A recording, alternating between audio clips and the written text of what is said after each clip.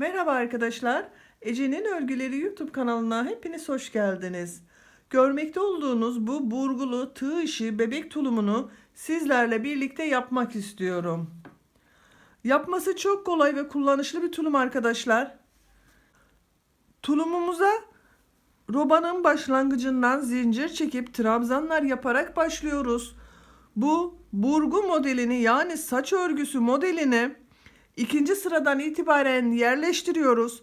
Ama birkaç sıra arttırmalar yaptıkça bu saç örgüsü gerçek şeklini alıyor.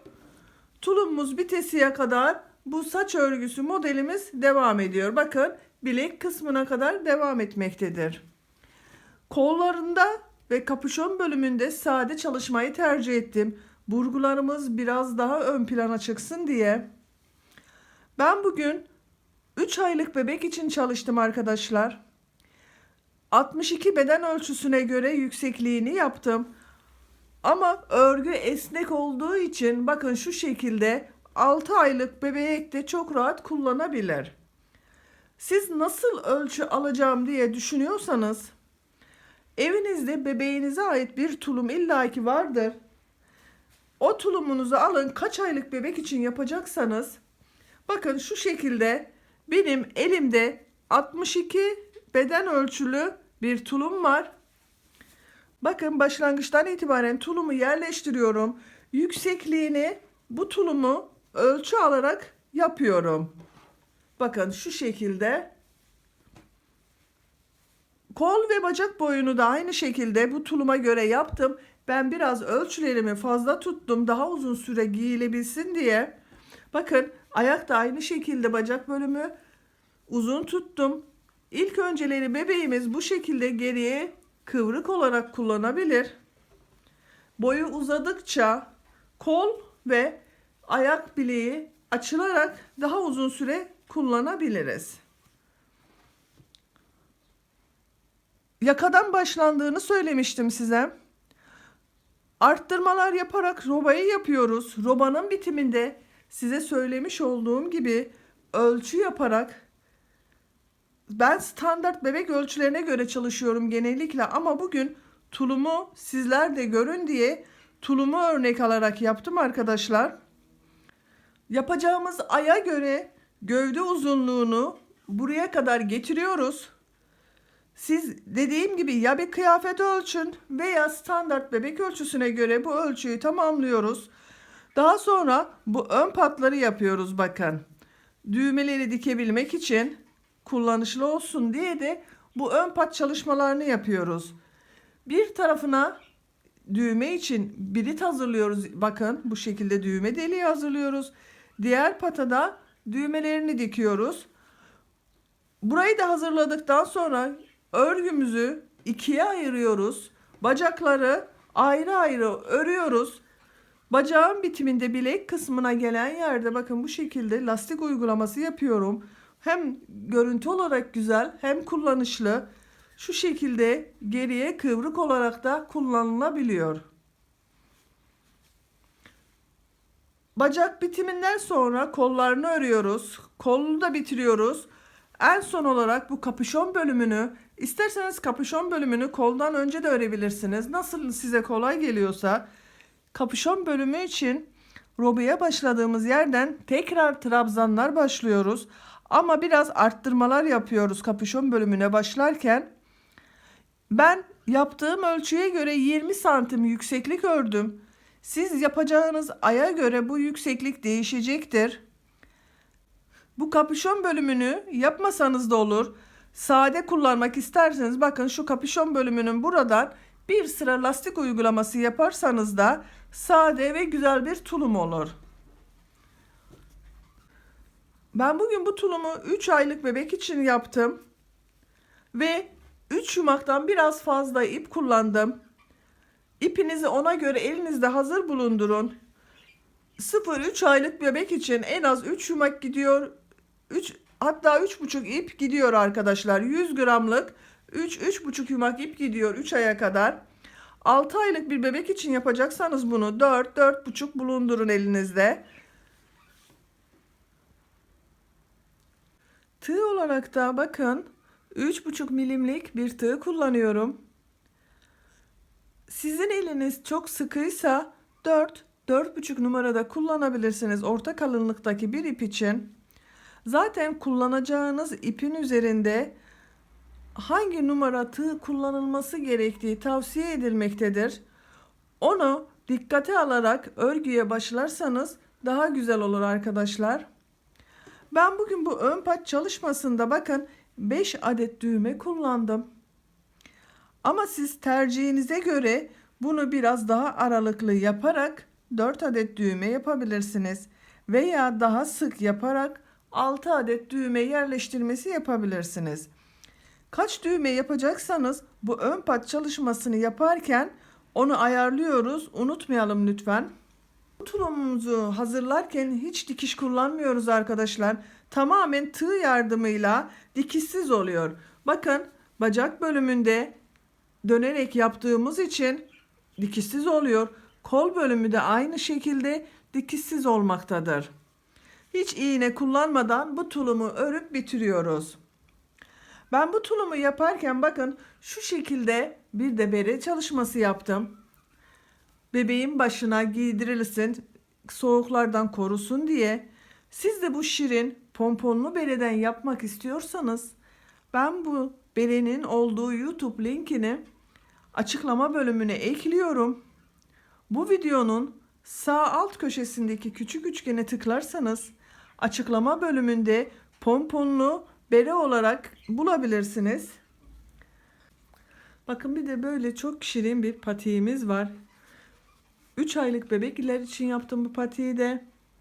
Bu patiğimizin anlatım videosunu da ben YouTube kanalıma yükledim. YouTube kanalının linkini de açıklama bölümüne ekledim. Bu tulumun açıklama bölümünde hem beremizin hem bu patiğimizin YouTube linkini bulabilirsiniz. Bu videonun sağ alt köşesindeki küçük üçgene tıklarsanız açıklama bölümünde damla modelli patik olarak YouTube linkini bulabilirsiniz. Bu beremizde pomponlu bebek beresi olarak YouTube linkindedir arkadaşlar. Siz ipinizi ve tığınızı hazırlayın. Tulumumuzun örgüsüne başlayalım. Kanalıma abone değilseniz Ece'nin Örgüleri YouTube kanalına abone olmayı unutmayın lütfen. Kanalıma abonelik ücretsizdir arkadaşlar. Zil şeklindeki butonu da aktifleştirirseniz bundan sonra yükleyeceğim videolardan ilk önce sizlerin haberi olacaktır. Arkadaşlar bir hatırlatma daha yapmak istiyorum. Videolarımın bazılarına dilimizi anlamayanlar da yapabilsin diye altyazılar oluşturuyorum. Siz eğer videoda bu altyazıları görmek istemiyorsanız videonun sağ üst köşesinde 3 nokta işareti var. O noktalara tıklayarak altyazıları kapalı konuma getirebilirsiniz. Hepinize iyi seyirler, kolay gelsin. Tulumun robası için 67 zincir çekerek başlıyoruz arkadaşlar. Ben 67 zinciri çektim. 3 de dönüş için zincir çekiyorum. 1 2 3 ipi tığın üzerine alıyorum. 1 2 3 gözenek atlıyorum. 4. zincirin üzerine trabzan yapıyorum. Takip edenleri ön bölüm için 10 adet trabzan yapacağız. Bu baştaki 3 zincir olarak döndüğümüzde bir trabzan oluyor. Bundan başka 9 trabzan yapacağız. 2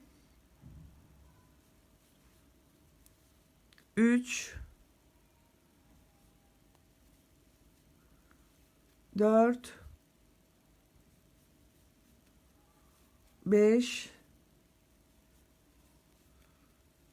6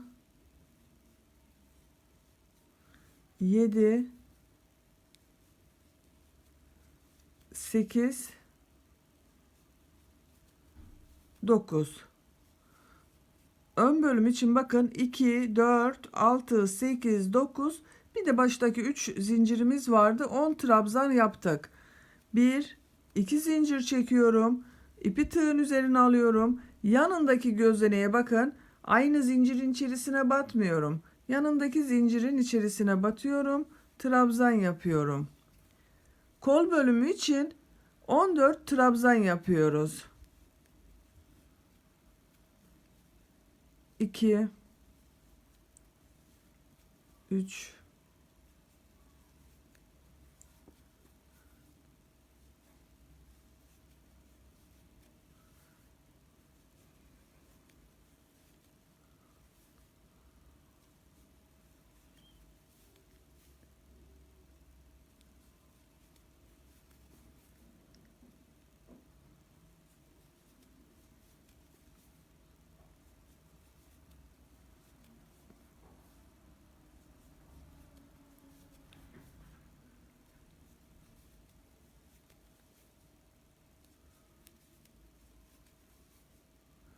14. trabzanı yaptım.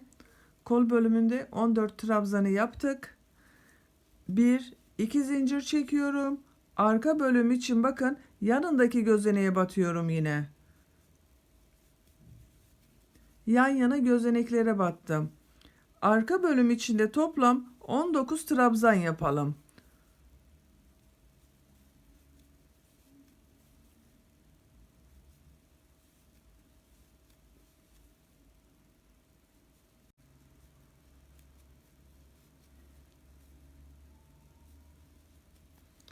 ...19 trabzanı yaptım arka bölüm içinde.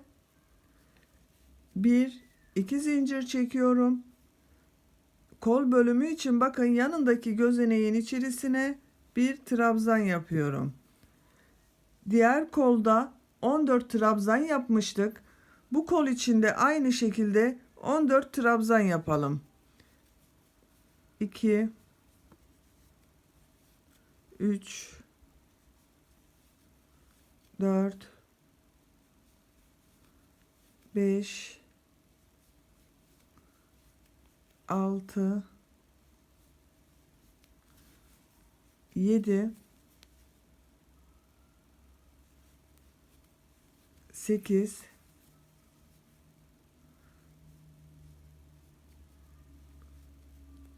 9 10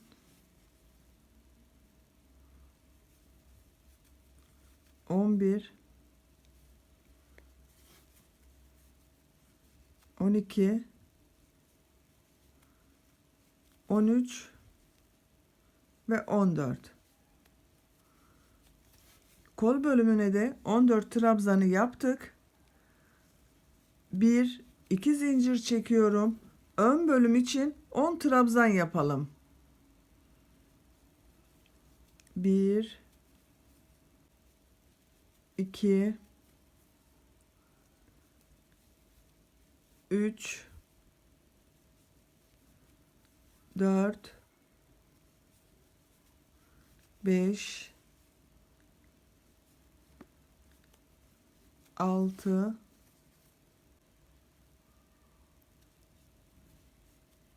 7 8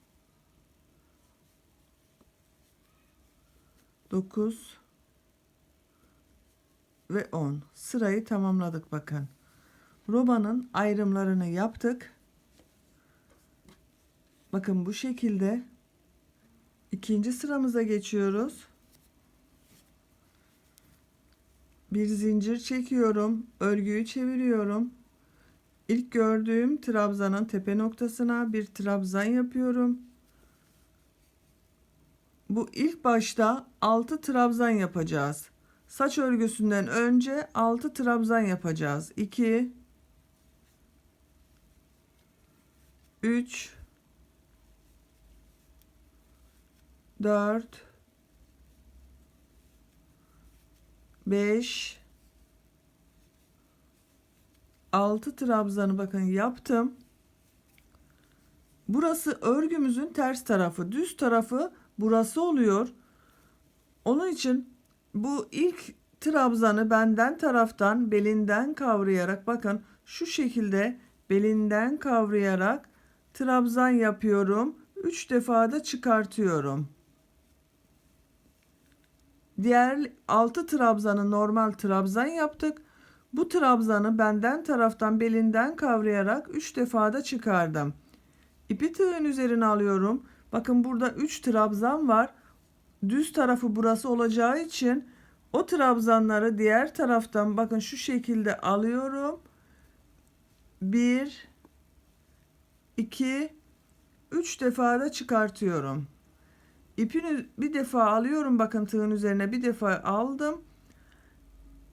Belinden kavradım ters taraftan. 1, 2, 3 defa da çıkardım. Görüntüsü bu şekilde olacak. İpi tığın üzerine alıyorum. Yanındaki trabzanı belinden kavrayarak 3 defa da çıkartıyorum. Bu sırada arttırma yapmam gerekiyor. Bakın aynı trabzanı tekrar belinden kavrayıp bir üçlü trabzan yapıyorum yine. 3 defa da çıkartıyorum.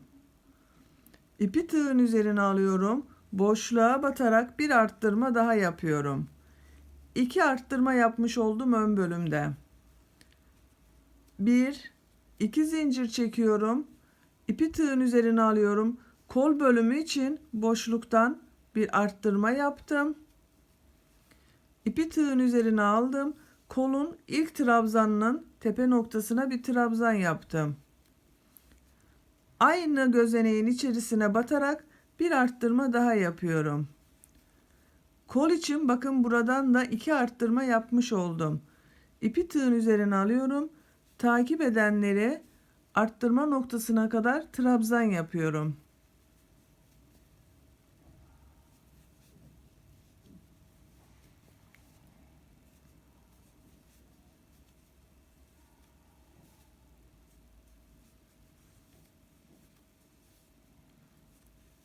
Modeli sadece ön bölümlerde uyguluyoruz. Kol ve arka bölüm düz trabzanlardan oluşuyor. Sadece düz trabzanlar çalışacağız bu arka ve kollarda.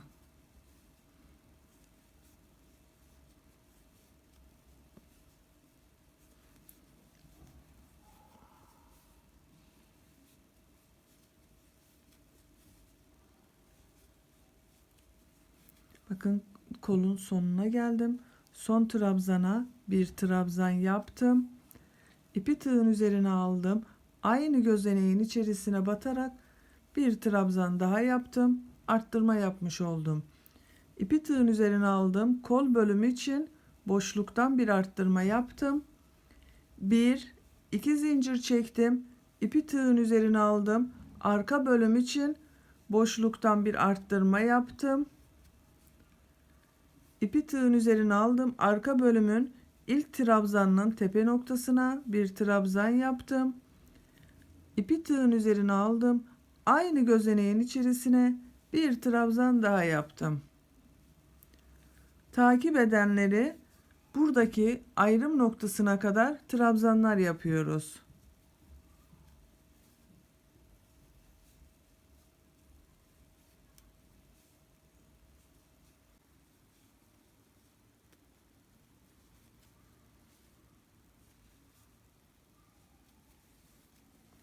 Arka bölümün son trabzanına trabzan yapıyorum. İpi tığın üzerine alıp aynı trabzanın içerisine bir trabzan daha yapıyorum. Boşluktan arka bölüm için arttırma trabzanı yaptım. 1, 2 zincir çektim. Boşluktan kol bölümü için arttırma trabzanı yaptım. Kolun ilk trabzanına bir trabzan yaptım. Aynı gözeneğin içerisine batarak bir trabzan daha yaptım. Takip edenleri ön ile kolu ayıran ayrım noktasına kadar trabzanlar yapıyoruz.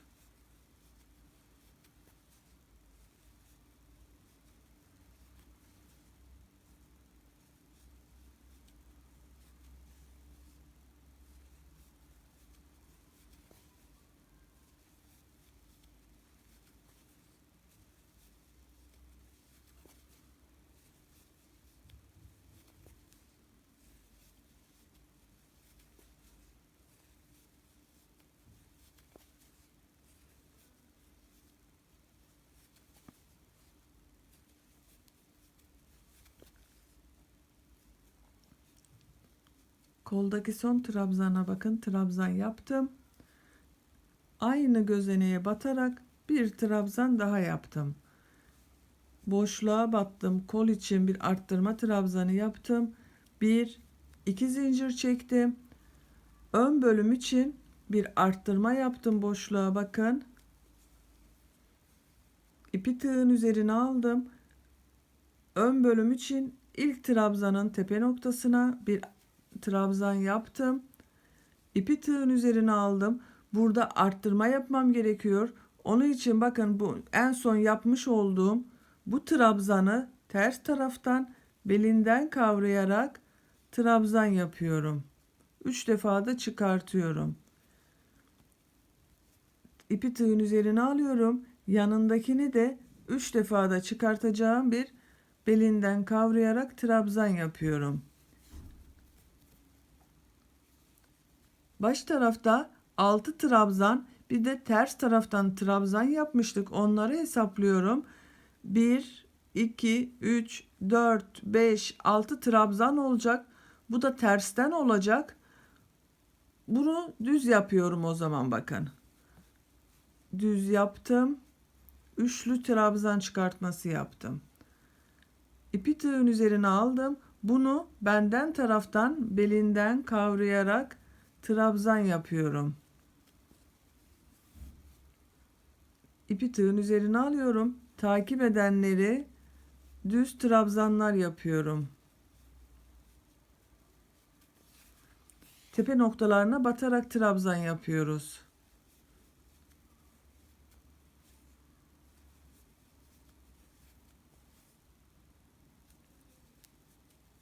Beş ve 6.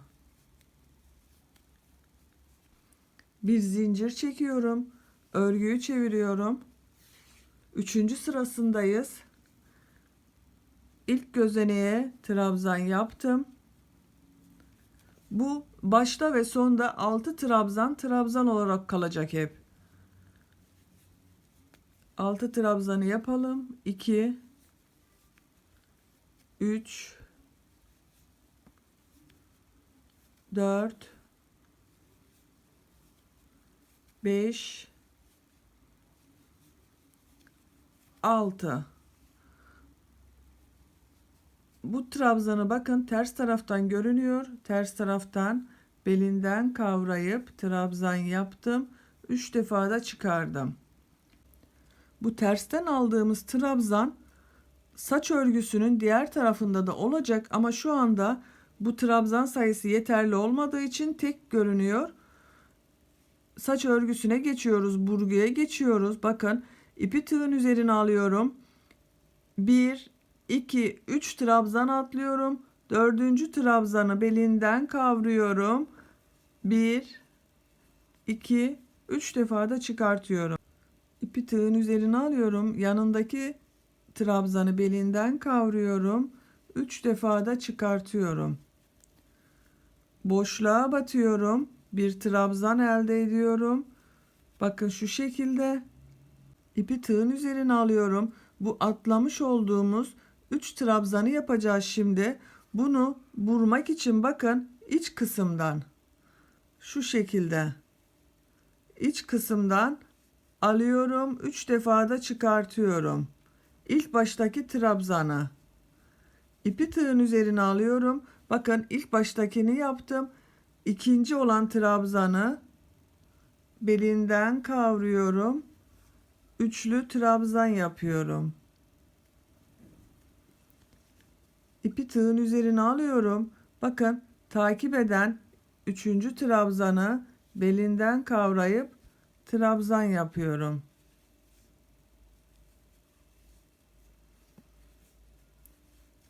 Bu şekilde bakın örgü elde ettik. Birbirine vurduk bunlara. İpi tığın üzerine alıyorum. Buraya bir trabzan daha yapalım.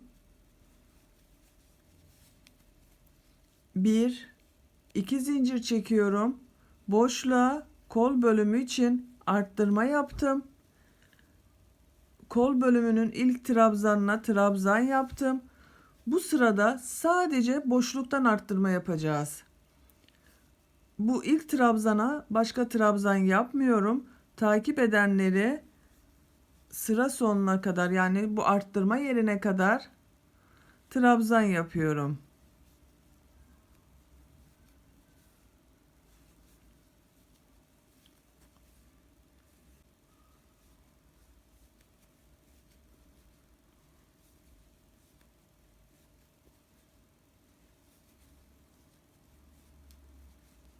Son trabzanı yapıyorum kolda. Kol için boşluğa battım, bir arttırma yaptım. Bakın, dikkat ettiyseniz burada sadece boşluklardan arttırma yaptık. Bir alt sırada da hem boşluktan arttırma yapmıştık hem de ilk ve son trabzanlardan birer trabzan arttırma yapmıştık. Roba arttırmalarını bu şekilde devam edeceğiz arkadaşlar. Bir sırada sadece boşluklardan arttırma, bir sonraki sırada hem boşluktan hem de ilk ve son trabzanlardan birer trabzan arttırma yapacağız. 1 2 zincir çektim. Arka bölüm için boşluktan bir arttırma yaptım. Takip edenleri trabzan olarak devam ediyorum.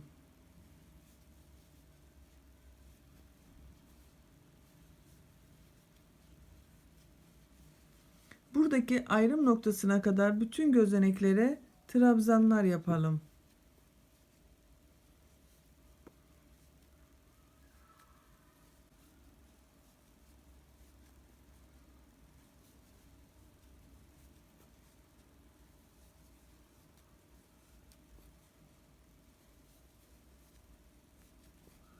Arka bölümdeki son trabzana trabzan yaptım. Boşluğa arka bölüm için bir arttırma trabzanı yaptım. 1 2 zincir çektim. İpi tığın üzerine aldım. Kol bölümü için boşluktan bir arttırma yaptım. İpi tığın üzerine aldım. Kol bölümünün üzerindeki trabzanların hepsine trabzan yapıyorum. Ön ile kolu ayıran bu ayrıma kadar bütün gözeneklere trabzanlar yapıyoruz.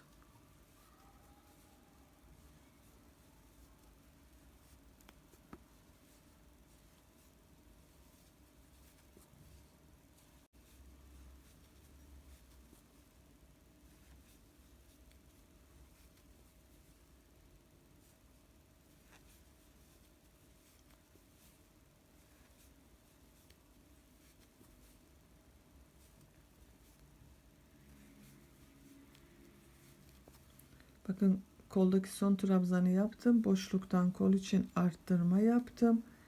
1 2 zincir çektim. Ön bölüme geldik artık. Ön bölüm için boşluktan bir arttırma yaptım. İpi tığın üzerine aldım. Diğer ön bölüme bakıyorum. Bakın, diğer ön bölümde 2 arttırma yapmıştık. 3 burgu olmuştu. Burada yine burguya geçeceğiz. Bu üçü bir burgu olacak. Burada bir arttırma daha yapmam gerekiyor. Diğer arttırmayı burguyu yaparken yapalım. Burada 2 gözenek atlıyorum. Bakın, 3. gözeneğe bu üçü burgu yapacağım çünkü. 1 2 3 defa da çıkardım. İpi tığın üzerine aldım. Yanındaki trabzanı 3 defa da çıkardım. Bakın, bu trabzanı da aynı şekilde 3 defa da çıkardım. Geride atlamış olduğumuz 2 trabzan var. 3 trabzan olması gerekiyor onun. Onun için bakın, şu şekilde alıyorum. Bu ilk trabzana, ya atlamış olduğum ilk trabzana bir trabzan yapıyorum. İpi tığın üzerine alıyorum. O trabzan yaptığım trabzanı belinden kavrayıp trabzan yapıyorum. Bakın, burada bir tane trabzan kaldı. Onu da belinden kavrayıp trabzan yapıyorum. İpi tığın üzerine alıyorum. Bu son, bakın, Bu trabzanı tersten belinden kavrayıp trabzan yapıyorum. İpi tığın üzerine alıyorum. Takip eden 6 trabzanı tepe noktalarına batarak trabzan yapıyorum.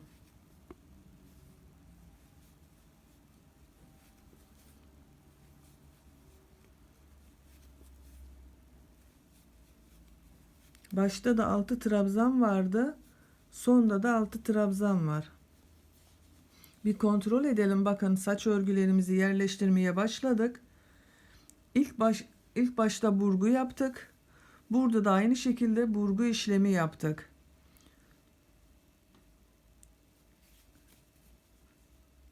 Bir zincir çekiyorum. Bir üst sıraya çıkmak için ilk trabzana trabzan yaptım. 6 trabzanı yapıyorum başta.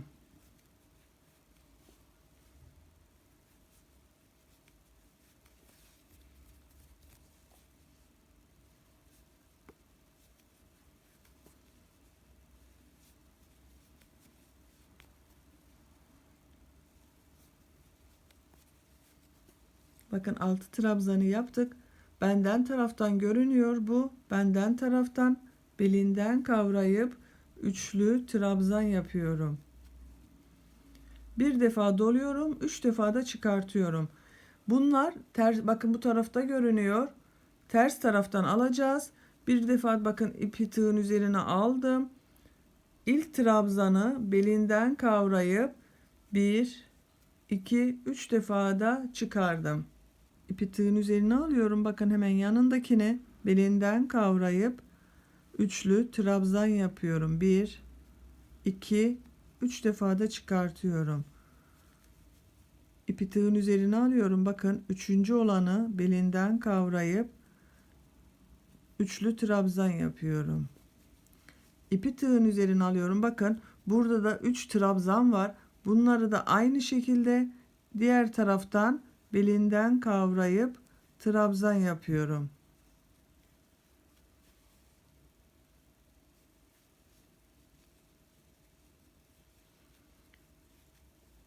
Bakın son trabzanda belinden kavrayıp trabzan yaptım. 6 tane trabzanımız, bakın saç örgülerinde 6 trabzanımızı belinden kavrayarak yaptım. Bunu da belinden kavrayıp trabzan yapıyorum. Aynı gözeneğe batıp tekrar bir bakın trabzan yapıyorum. Boşluğa batıyorum. Bakın bir trabzan yaptım, arttırma yaptım. 1, 2 zincir çekiyorum. Ön bölümde 2 arttırma yapmış olduk bu sırada da. 2 zincir çekiyorum. Kol bölümü için boşluğa battım. Bir arttırma yaptım. İpi tığın üzerine aldım. Kolun ilk trabzanına battım. Bir trabzan yaptım. Aynı gözeneğe batarak bir trabzan daha yaptım. Takip edenleri ayrım noktasına kadar trabzan yapıyorum. Bu sırada hem boşluktan arttırma yapıyoruz, hem de ilk ve son trabzanlardan arttırma yapıyoruz.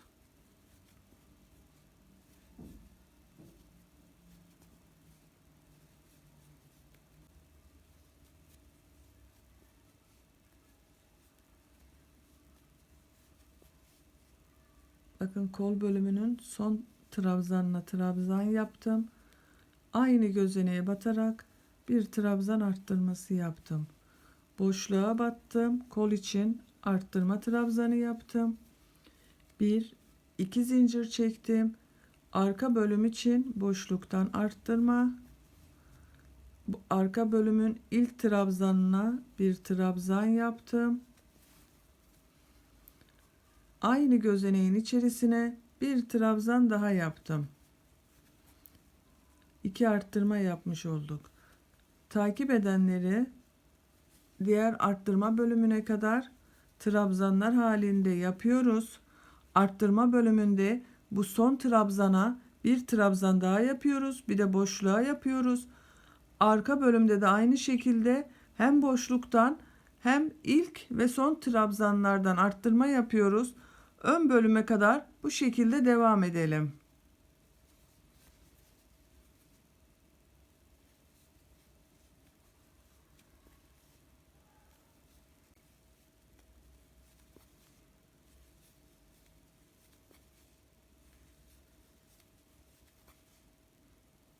Koldaki bakın son trabzan yaptım.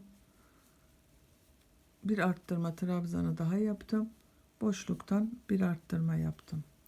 Bir, iki zincir çektim. Ön bölüm için boşluğa battım. Bir arttırma yaptım. İlk trabzana battım. Bakın bir trabzan yaptım. Burada bir arttırma yapmam gerekiyor.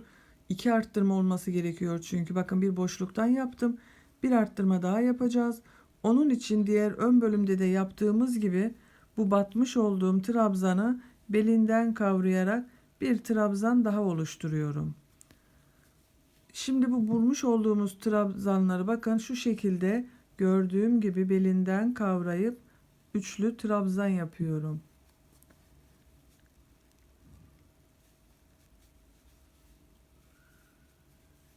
Bakın bu şekilde. İpi tığın üzerine alıyorum. Bakın geride 3 trabzanım kaldı. Bunları da aynı şekilde diğer taraftan belinden kavrayarak üçlü trabzan yapacağız. 1 2 3 1 2 3 1 2 3 3 trabzanı yaptık. Bakın düz örgüleri bitti. Şimdi bu bir tek olan var ters taraftan aldığımız, onu benden taraftan görünüyor. Benden taraftan belinden kavrayıp üçlü trabzan yapıyorum. İpi tığın üzerine alıyorum. Sıra sonuna kadar bu 6 trabzanı trabzan olarak yapıyorum.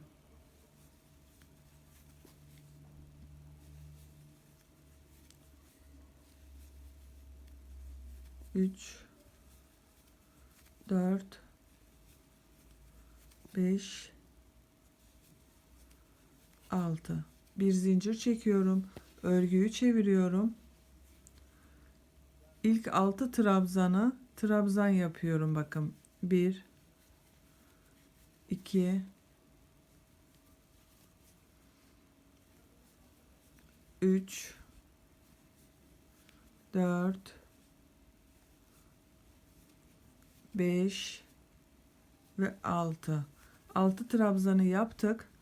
Burgu işlerini sadece bu düz tarafları giderken yapıyoruz arkadaşlar. Tersten gelirken trabzanları nasıl görüyorsak öyle yapıyoruz. Bakın şimdi düz tarafındayız. Bu sırada burgu yapacağız. İpi tığın üzerine alıyorum. Bakın bu ilk gördüğüm trabzan tersten görünüyor. Onu tersten yapıyorum. Bir alt sırada bu ilk başta burgu yapmıştım. Bunu burgu yapmayacağım.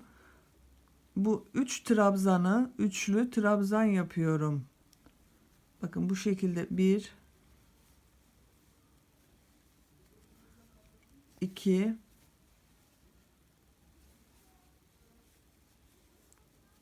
3 3 trabzanı düz bakın benden taraftan aldım.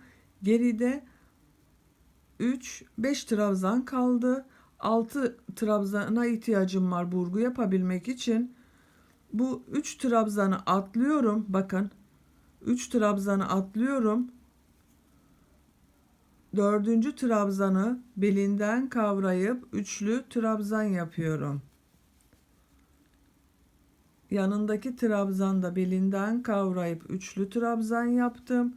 İpi tığın üzerine aldım. Boşluğa battım. Bir trabzan yaptım. Üçlü yapalım bunu. 1 2 3. Bakın 3 trabzan yaptım. İpi tığın üzerine aldım. Bu atlamış olduğum trabzanları bu sefer üst taraftan bakın tersten almıyorum. Buradan alt taraftan almıyorum. Üst taraftan belinden kavrayıp üçlü trabzan yapıyorum.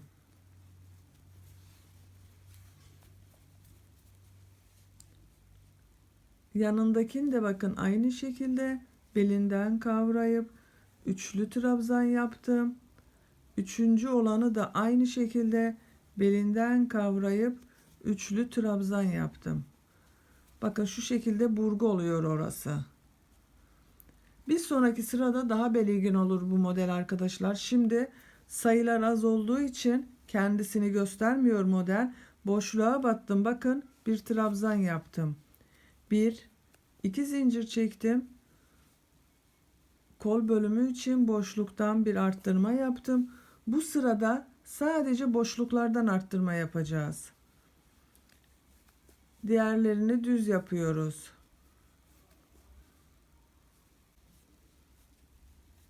Trabzanları bu ayrım noktasına kadar yapalım.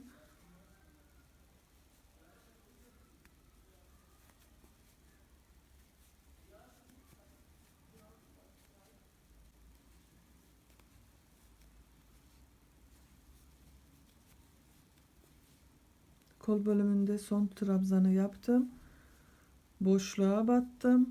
Bir arttırma trabzanı yaptım. Bir, iki zincir boşluğa battım. Arka bölüm için arttırma yaptım. İlk trabzana battım.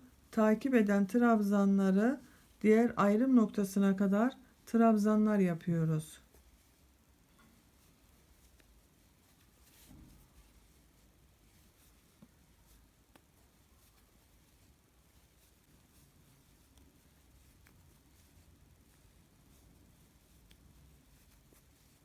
Bakın arka bölümdeki son trabzana trabzan yaptım. Boşluktan trabzan arttırması yaptım. Bir, iki zincir kol bölümü için boşluktan bir arttırma yaptım. Takip eden trabzanları ön ile kolu ayıran bu ayrım noktasına kadar trabzanlar yapıyoruz.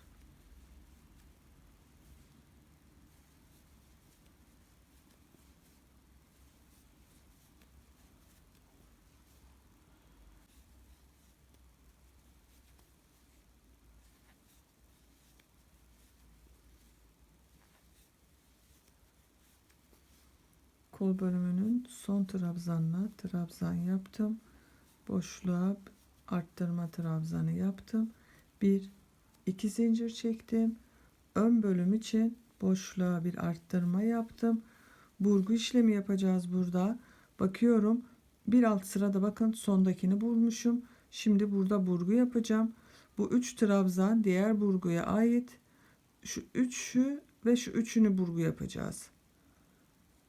Bunu bakın belinden kavrayıp trabzan yapıyorum. Yanındaki trabzanı belinden kavrayıp trabzan yapıyorum. Üçüncü trabzanı belinden kavrayıp trabzan yapıyorum. Örgünün şeklinin nasıl gideceğine bakacağız arkadaşlar. Bakın bunu alttan almam gerekiyor şu anda. Şu geride bıraktığım 3 trabzanı alt taraftan almam gerekiyor. Şu şekilde alt taraftan alarak üçlü trabzan yapıyorum.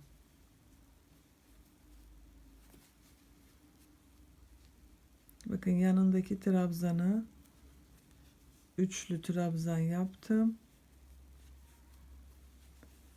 Bakın yanında bir tane kaldı. Onu belinden kavrayıp trabzan yapıyorum. Bakın şu şekilde.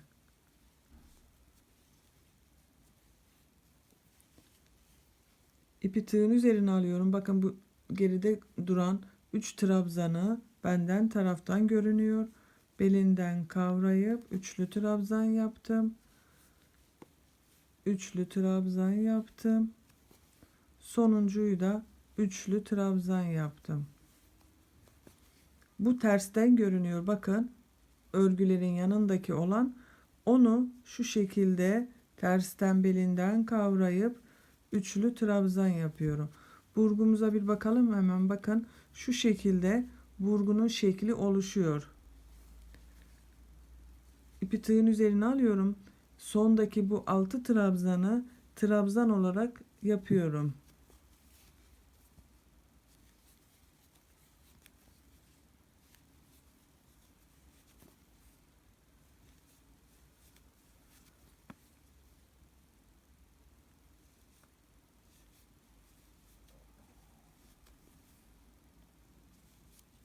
Bakın altıncıyı yaptım. İpi tığın üzerine alıyorum. Örgüyü çeviriyorum. Bu tersten giderken nasıl görüyorsak o şekilde alıyoruz örgüleri. İlk 6 trabzanı yapalım.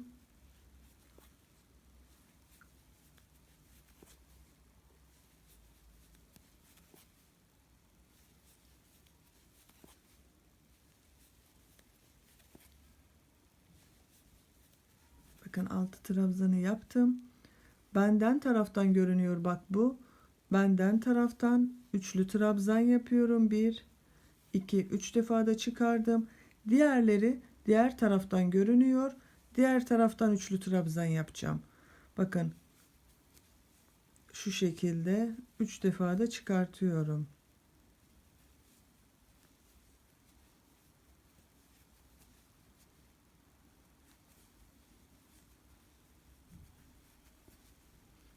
Bu çapraz yaptıklarımız, bakın onları yapacağız. Bu üçü ilk önce geliyor. Diğer üçü daha sonra yapılacak. Bu ilk üçünü bakın diğer taraftan belinden kavrayıp üçlü trabzan yapıyorum. Bu modeli yaparken trabzan atlamamaya dikkat edelim arkadaşlar.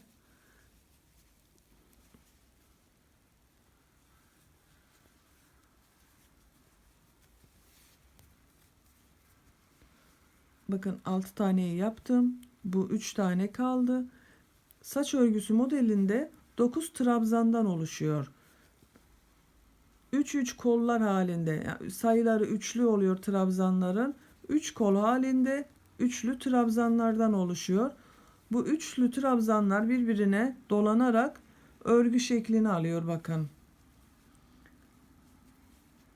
9 trabzanı bakın diğer taraftan belinden kavrayarak yaptım. Bu bakın benden taraftan görünmesi gerekiyor.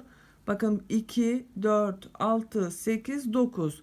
9 trabzan diğer taraftan görünüyor. Saç örgüsüne ait trabzanlar.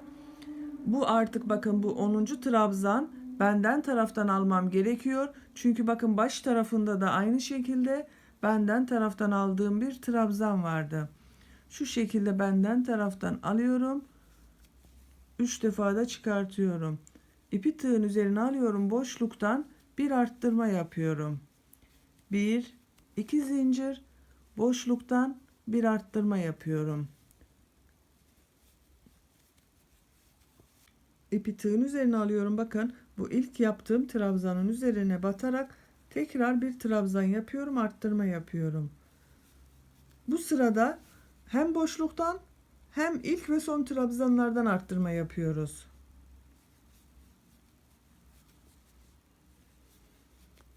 Bu şekilde hem boşluktan hem ilk ve son trabzanlardan arttırma yaparak ön bölüme kadar devam edelim. Ön bölümü birlikte yapalım sizle yine.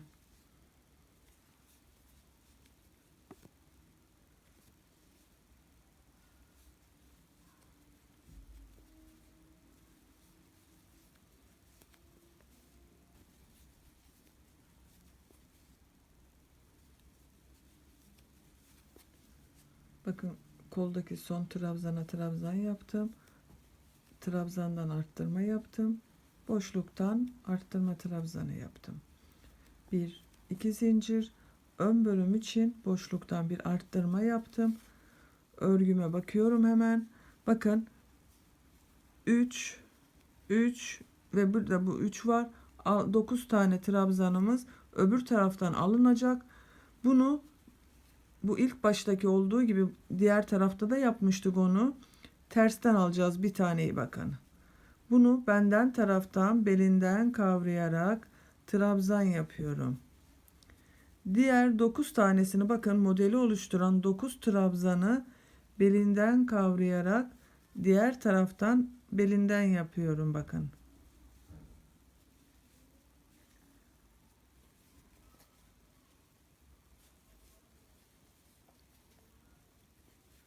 Üç trabzanı yaptım bakın. Bu altta kalan trabzan da aynı şekilde diğer taraftan belinden kavrayarak trabzan yapıyorum.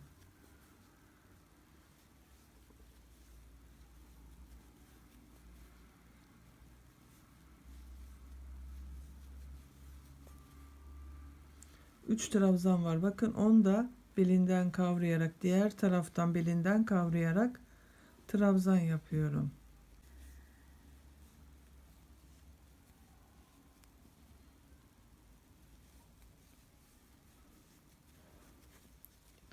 Bakın bu şekilde örgünün modelini bitirmiş olduk. 9 taneyi yerleştirdik.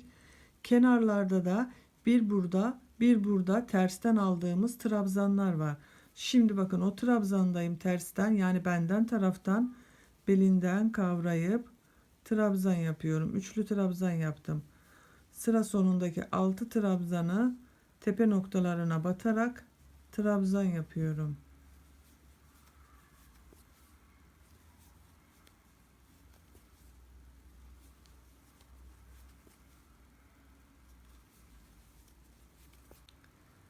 Bir zincir çekiyorum, örgüyü çeviriyorum. Bakın örgümüzün nasıl göründüğüne de bir bakalım, kontrol edelim hem. Şu şekilde. Şimdi bir burgu daha yapalım. Burgumuz daha güzel ortaya çıksın. İlk 6 trabzanı trabzan olarak yapıyorum. Tepe noktalarına bak katarak trabzan yapıyoruz bunları.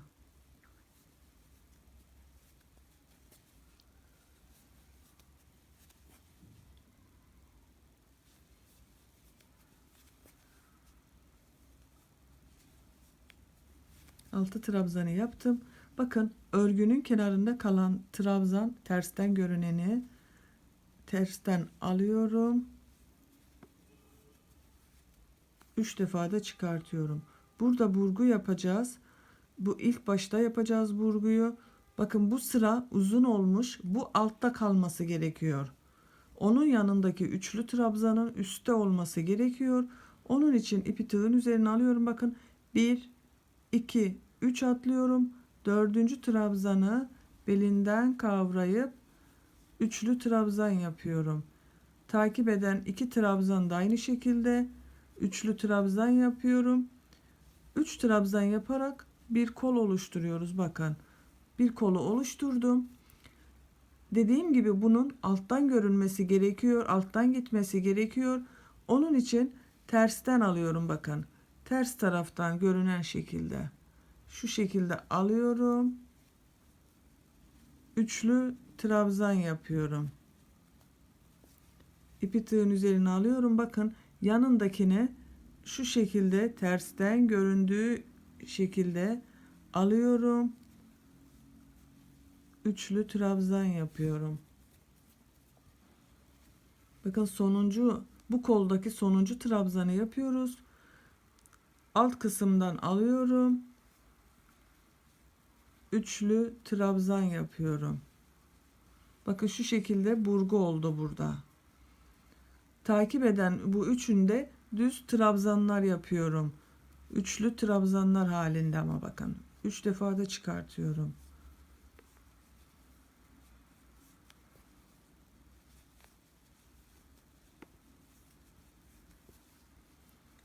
Örgünün kenarındaki bu trabzanı bakın tersten aldığımız bir bu var.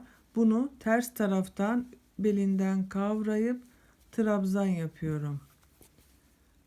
Buna bakın tek olan trabzanı tepe noktasına battım. Aynı trabzana bir daha batarak arttırma yaptım. Boşluktan bir arttırma yaptım. Bir, iki zincir çektim.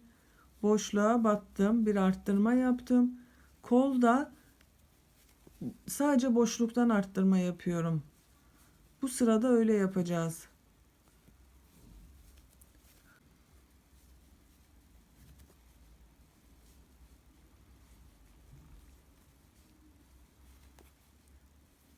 Kollarda bu sırada sadece boşluklardan arttırma yaparak bu ön bölüme kadar yapalım arkadaşlar.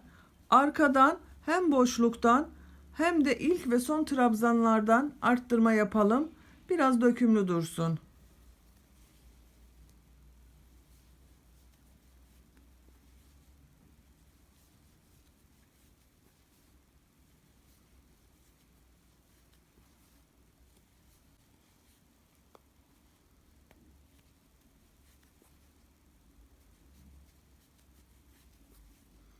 koldaki arttırma trabzanını yaptım.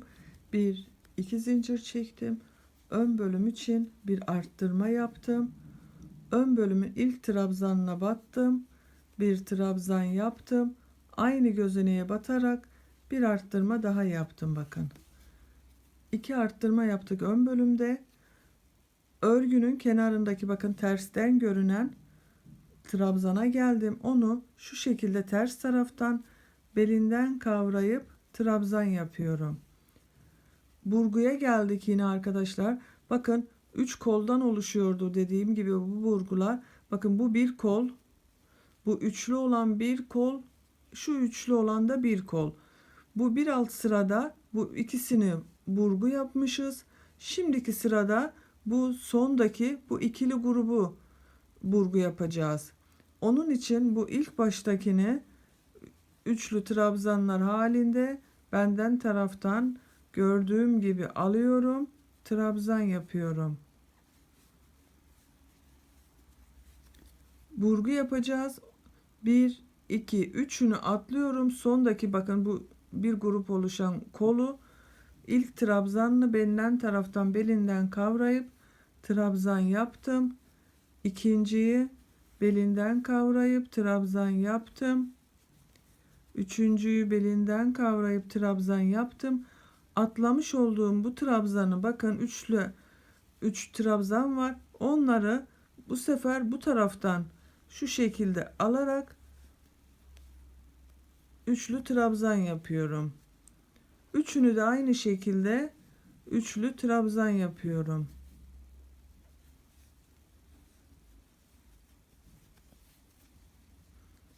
Modelimizi bakın bu şekilde yaptık. Kenardakini tersten alıp üçlü trabzan yapıyorum. Sıra sonundaki 6 trabzanı normal ikili trabzanlar halinde devam ediyorum.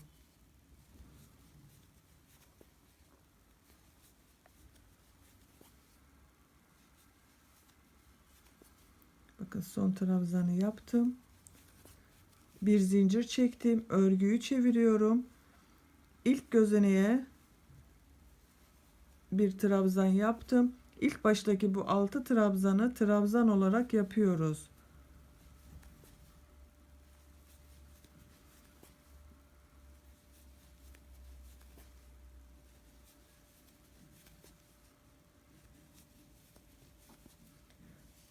Bu kenar kısımdaki olan bakın bu ikisi benden taraftan gidecek. Diğerleri diğer taraftan belinden kavranarak yapılacak. Benden taraftan bakın belinden kavrayarak trabzan yaptım. Diğerlerini diğer taraftan düzgün bir şekilde belinden kavrayarak trabzan yapıyoruz. Sırasıyla yapalım bu üçlü trabzanları, karışıklık olmasın.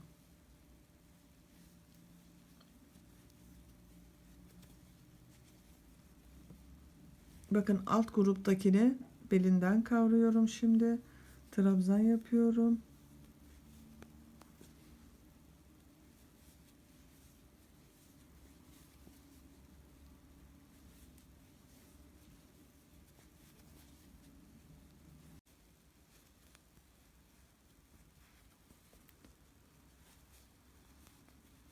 Örgüdeki son kolu bakın trabzanlarını diğer taraftan kavrayarak yaptım. Görüntüsü bu şekilde bakın. İpi tığın üzerine alıyorum. Bu sondaki tek olanı benden taraftan belinden kavrayıp trabzan yapıyorum. Takip edenleri arttırma bölümüne kadar bakın olan trabzanları trabzan yapıyorum. Son trabzanı yaptım. Aynı gözeneğe bir trabzan daha yapıp arttırma bölümü yapıyorum. Boşluğa battım. Bir arttırma yaptım ön bölüm için. 1 2 zincir. Kol bölümü için boşluktan bir arttırma yaptım. Koldaki ilk trabzanın üzerine bir trabzan yaptım. İpi tığın üzerine alıyorum. Bakın aynı gözeneğe batarak arttırma trabzanı yaptım kol bölümü için. Takip edenleri trabzanlar olarak devam ediyorum.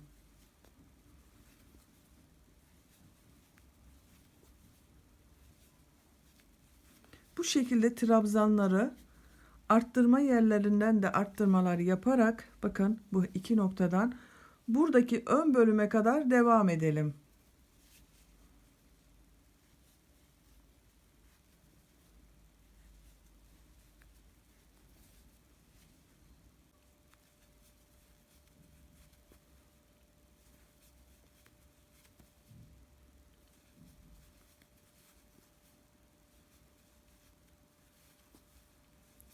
Koldaki son arttırmayı da yaptım.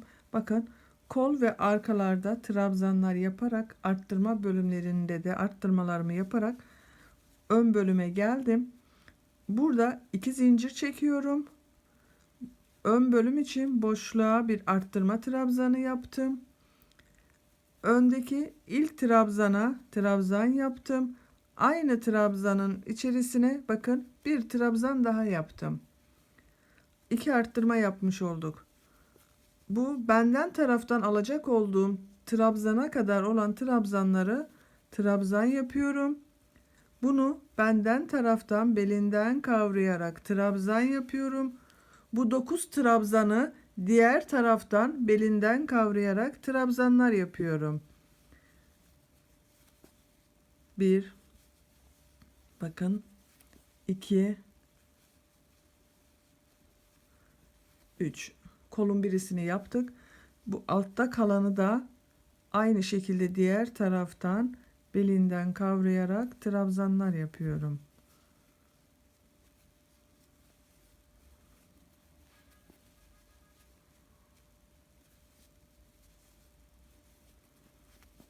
Saç örgüsündeki son 3 trabzanı da diğer taraftan belinden kavrayarak trabzan yapıyorum.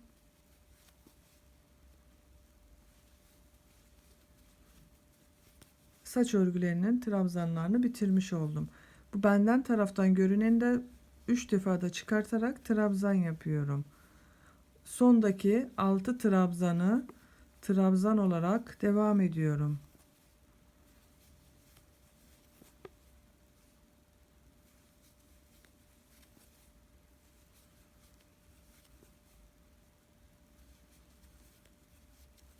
Bir zincir çekiyorum. Örgüyü çeviriyorum. İlk 6 trabzanı trabzan olarak yapıyorum.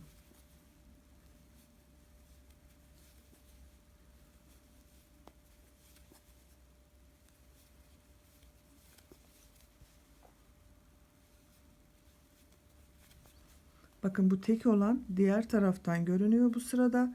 Diğer taraftan belinden kavrayarak trabzan yaptım. Saç örgüme bakıyorum hangisini vuracağım diye. Bakın bir alt sırada bu ikisini burgu yapmışız, iki grubu. Şimdi bu sondaki ikili burgu yapacağız.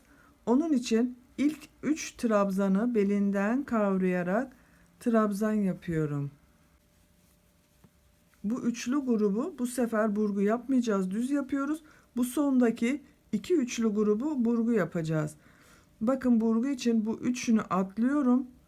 Diğer koldaki ilk trabzanı belinden kavrayıp üçlü trabzan yapıyorum. Yanındakini de aynı şekilde. Üçüncüyü de burgu yaptım. Atlamış olduğumuz bu 3 trabzanı üstten bak bu kısımdan ön taraftan belinden kavrayıp üçlü trabzan yapıyorum. Diğer 2 trabzanı da aynı şekilde belinden kavrayarak trabzan yapıyorum. İpi tığın üzerine alıyorum. Bu tek olan trabzan vardı bir.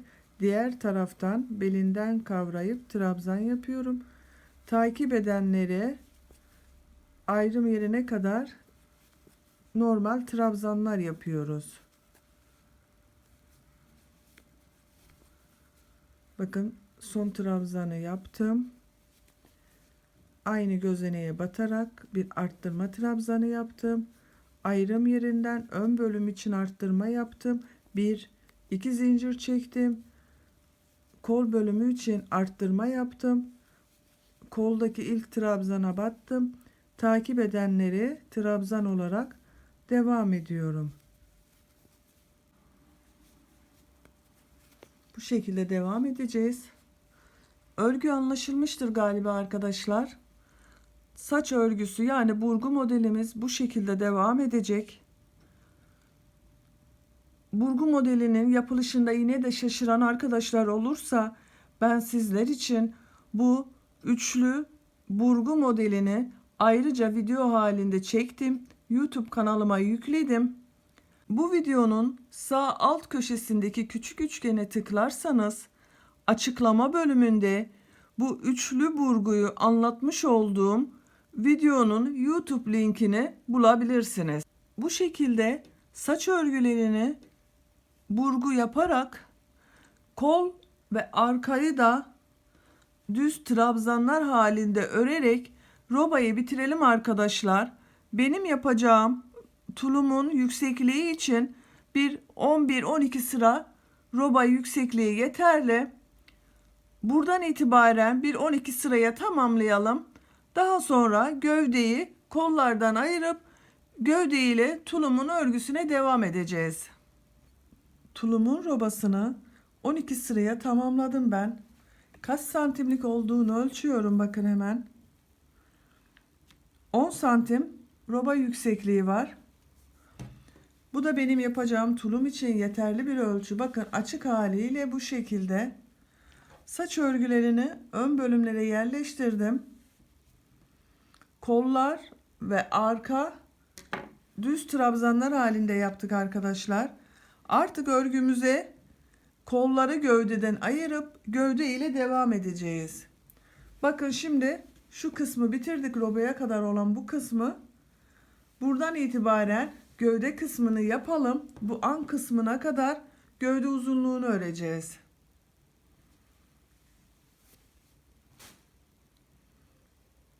Vakit geçirmeden başlayalım örgümüze.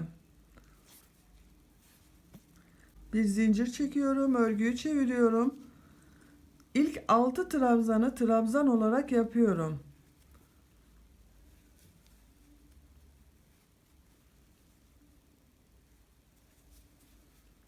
Saç örgüsüne kadar 6 trabzanı trabzan olarak yapıyorum.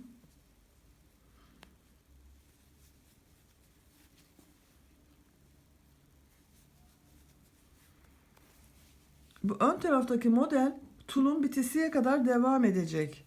Bırakmıyoruz bunu. Şimdi burguya geldik. Bakın tersten olan trabzanı belinden kavrayıp üçlü trabzan yapıyorum. Örgüye geldik. Bir alt sırada bakın bu ikili grubu burgu yapmışız. Şimdi bu sondaki ikili grubu burgu yapacağız.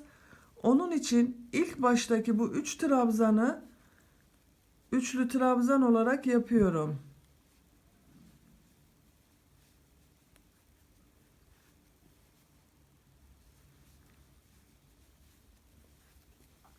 Şimdi bu ikili üçlü grubu burgu yapacağız. Üçünü atlıyorum. Bakın sondaki kollardan ilk trabzanı trabzan yapıyorum. İkinci trabzanı trabzan yaptım. Üçüncü trabzanı trabzan yaptım. Atlamış olduğumuz bu 3 trabzanı trabzan yapacağım şimdi. Bakıyorum alttan mı üstten mi yapacağım diye. Bakın alttan yaparsam örgünün şekli bozulacak. Hemen bakın üstten alıyorum. 1, 2, 3 defa da çıkartıyorum. Diğer 2 trabzanı da aynı şekilde üçlü trabzan yapıyorum.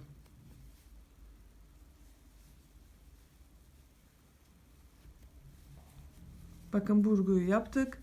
Tersten olan ilmeği tersten alıp trabzan yapıyorum. Buradaki trabzanları da bu ayrım noktasına kadar trabzanlar yapalım.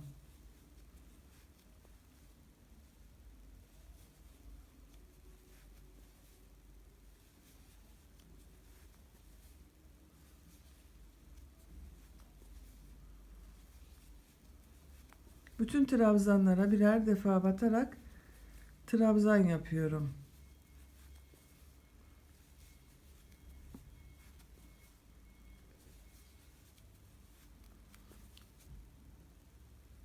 Bakın ön bölümdeki son trabzanı yaptım.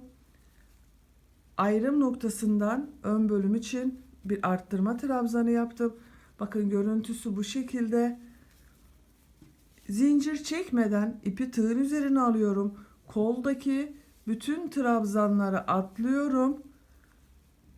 Arka ile kolu ayıran bu ayrım boşluğuna bir trabzan yapıyorum. Bakın şu şekilde bir trabzan yaptım. Ön bölümden bir trabzan yaptım. Bir de arka bölümden trabzan yaptım. Takip edenleri trabzan olarak devam ediyoruz. Arka bölümdekileri bu ayrım noktasına kadar trabzanlar halinde devam edelim.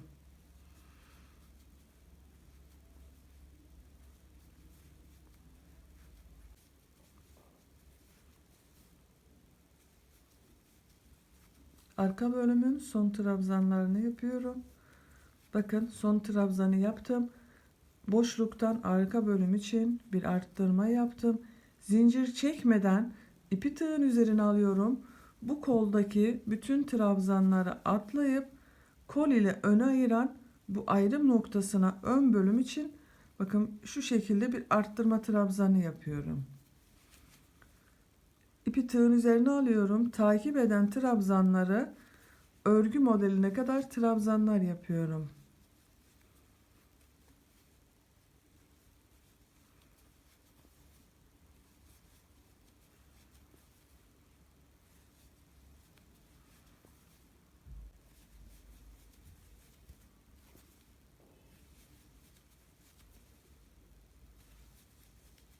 Saç örgüsünün olduğu yere geldik. Bakın tersten görüneni tersten belinden kavrayıp trabzan yapıyorum.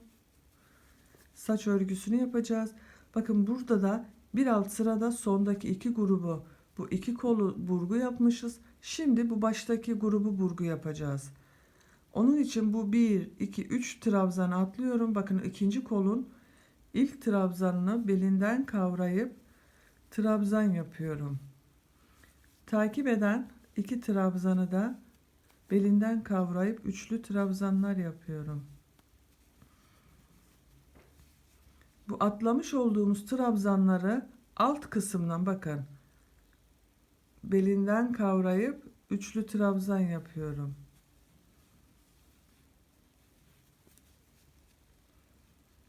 Şu şekilde 3 trabzanı da aynı şekilde alt taraftan belinden kavrayarak trabzanlar yapalım.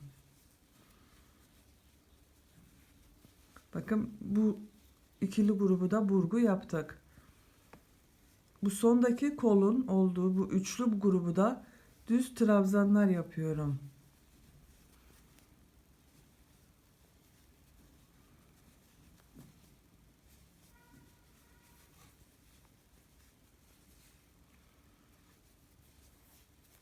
Tersten görüneni tersten alıp üçlü trabzan yapıyorum.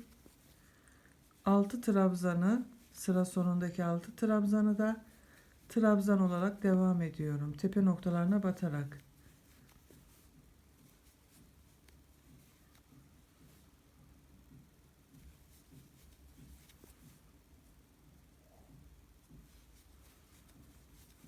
Bir zincir çekiyorum. Örgüyü çeviriyorum. İlk gördüğüm trabzana trabzan yapıyorum. Bu kol altına kadar gördüğümüz trabzanları nasıl görüyorsak o şekilde trabzanlar yapıyoruz. Başka hiçbir işlem yapmıyoruz. Gördüğümüz gibi alarak devam ediyoruz kol altına kadar.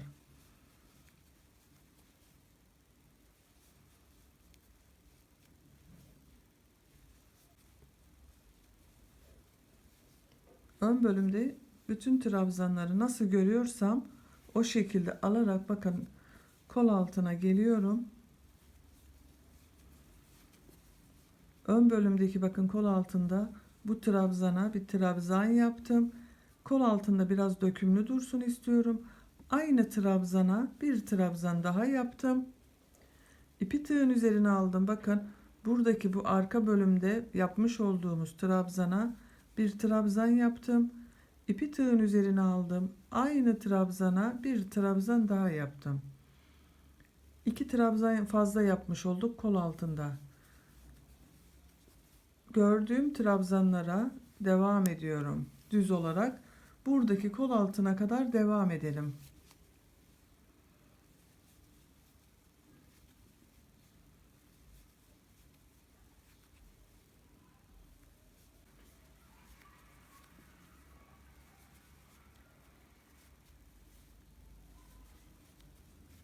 Arka bölümdeki bütün trabzanlara birer defa batarak bakın diğer kol altına geldim.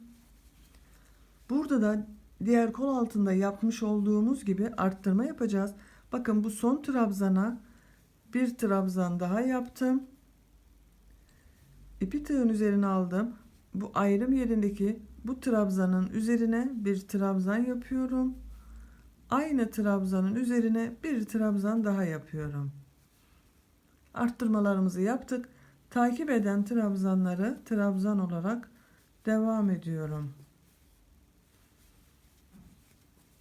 Ön bölümde de nasıl görüyorsak o şekilde alıyoruz. Bakın tersten gidiyoruz bu sırada.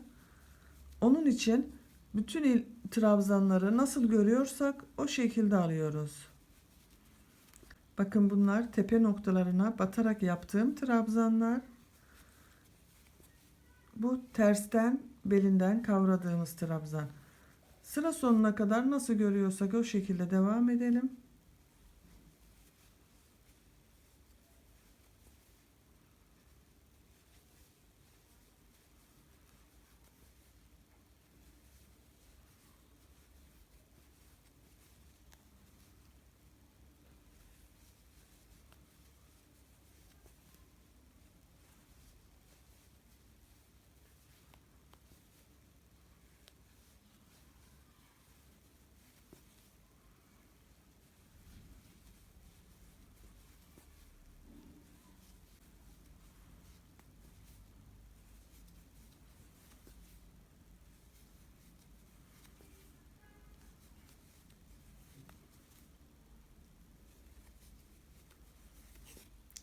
Bir görüntüsüne bakalım.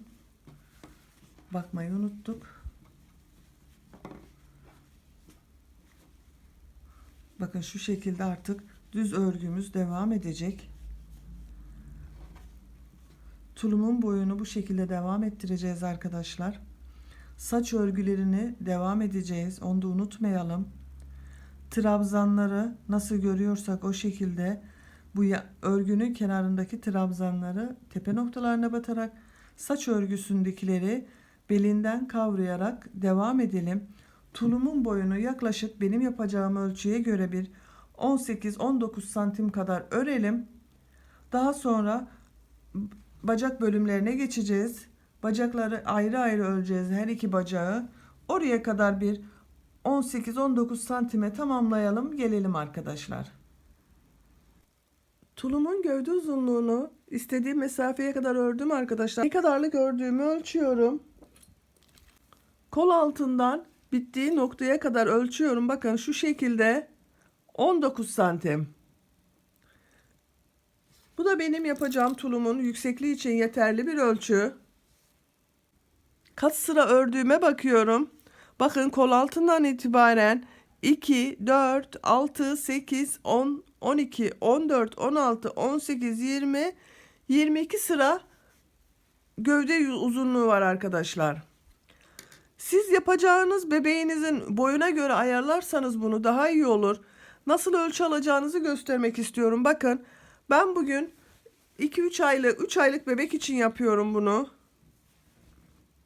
Bu verdiğim ölçüler örgünüzün sıklığına göre, ipinize göre değişebiliyor. Bakın en güzeli, evinizde illaki bebeğinize ait bir tulum vardır.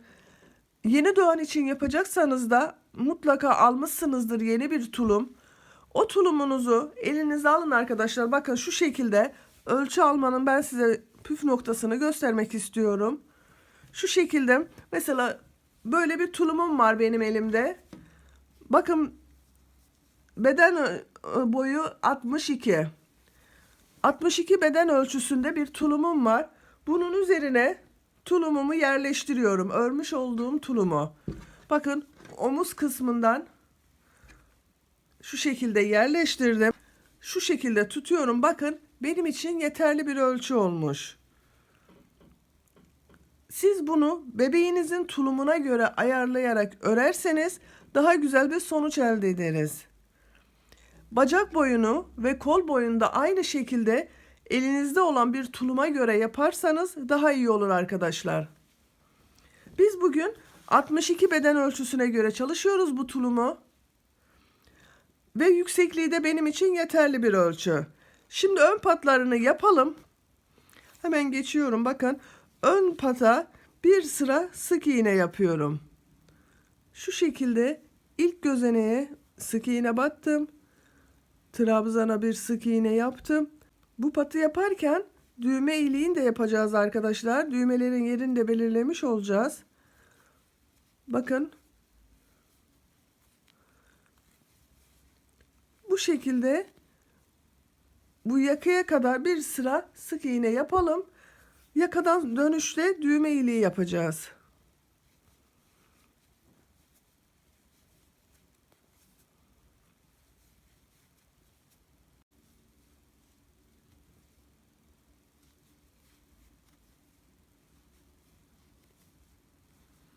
Bakın yakanın uç noktasına geldim sık iğneler yaparak. Son sık iğnemi yaptım. Bir sıra sık iğneye gittik bu şekilde. Şimdi dönüşümüzde düğme yerlerini yapacağız arkadaşlar. Yine sık iğne yapacağız. Bakın bir zincir çekiyorum. Örgüyü çeviriyorum. İlk gözeneğe bir sık iğne yaptım. Bir sık iğne daha yaptım. Kapüşonlu olacağı için yakaya çok yakın olsun istemedim. Düğme yerlerini belirleyelim. Bakın ilk düğme yerine buraya yaparsak birinci düğme yerimiz bakın şurası 2 atlayacağız. Bir düğme yapacağız. Şu şekilde işaret takıyorum. Aralarını sayalım. Eşit sayıda olsun düğmenin aralıkları. Aralarını saymak için de bu yapmış olduğumuz sık iğneleri sayalım arkadaşlar. 2, 4, 6, 8, 9. 9'uncuya diğer düğme iliğini yapacağız. Bakın şu şekilde takayım. 2 atlayacağız. Bu mesela 2, 4, 6, 8, 9. Diğer düğme için de buraya yapacağız. Tekrar bakıyorum. 2 atlıyoruz. 2, 4, 6, 8, 9. Dördüncü düğmemiz. İğneniz varsa işaret iğneler de kullanabilirsiniz. Ben hepinizde yoktur diye bu şekilde ip ile işaret yapmayı tercih ediyorum. 2, 4, 6, 8 ve 9. Bakın diğer düğme de buraya geliyor. Siz isterseniz bu mesafeyi daha uzun tutup benim 5 düğme yerleştiriyorum. Siz 4 düğme de yapabilirsiniz. Bu şekilde bakın düğme iliklerini yerlerini belirledik. İkinci sıramıza geçebiliriz artık. Başta 2 sık iğne yapmıştık. 1, 2 zincir çekiyorum. 1, 2 gözenek atlıyorum. Bakın bu ilk işaret yaptığım yer var. Ona çekiyorum, batıyorum sık iğne şeklinde. Takip edenleri diğer işaret yaptığım yere kadar sık iğne çalışması yapıyorum.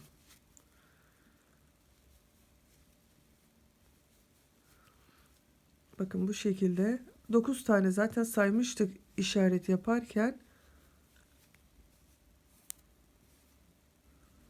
Bakın işaret yaptığım yerde çekiyorum. Oraya da bir sık iğne battım.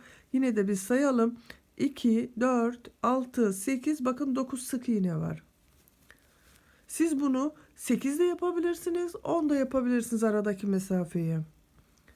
1, 2 zincir çekiyorum. 1, 2 gözenek atlayıp 3. gözeneğe sık iğne şeklinde batıyorum. Bakın ikinci düğme iliğimiz belli oldu. Bir battık. Bakın 2, 3, 4, 5, 6, 7, 8 ve diğer işaretli yere geldik bakın. Onu çekebiliriz artık. Üçüncü düğme iliğini yapıyoruz. 1 2 zincir, 1 2 gözenek atlayıp üçüncü gözeneğe sık iğne şeklinde batıyorum. Diğer işaretli yere kadar sık iğnelere devam ediyorum.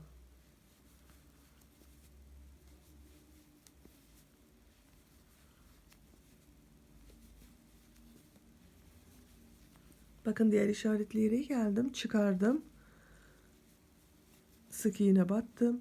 1 2 zincir, 1 2 gözenek atlayıp üçüncü gözeneğe sık iğne şeklinde battım. 1 2 3 4 5 6 7. Bakın çekiyorum bunu. 1 2 zincir, 2 gözenek atlayıp düğme yapıyorum.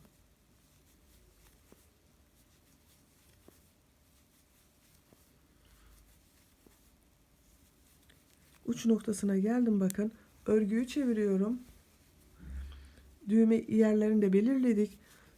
Ön patta son sıramızı yapacağız. Bir zincir çekiyorum. İpi tığın üzerine alıyorum. Çakma trabzan yapıyorum. İpi tığın üzerine alıyorum. Çakma trabzan yapıyorum. Bakın. Kısa trabzan yapıyorum. İpi tığın üzerine alıyorum. Bakın, trabzan yapıyor gibi çekiyorum ama bir defada çıkarıyorum. Takip edenleri çakma trabzan yapıyoruz. Bakın, düğme iliğinin olduğu yere geldim. Düğme iliğinin olduğu yere 2 gözenek atlamıştık. 2 zincir çekmiştik. O 2 zincirin üzerine bakın 1 2 çakma trabzan yapıyorum. Takip edenleri diğer düğme iliğine kadar çakma trabzanlar halinde devam ediyorum.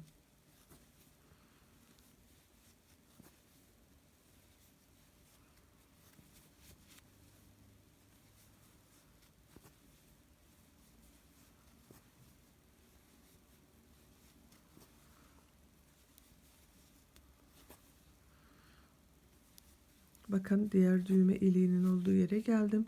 Buna da aynı şekilde 2 çakma trabzan yapıyorum. Bu şekilde bu uca kadar devam edelim. Düğme iliğini yaptığımız yerlere 2'şer adet çakma trabzan yapıyoruz. Diğerlerini her gözeneğe birer tane.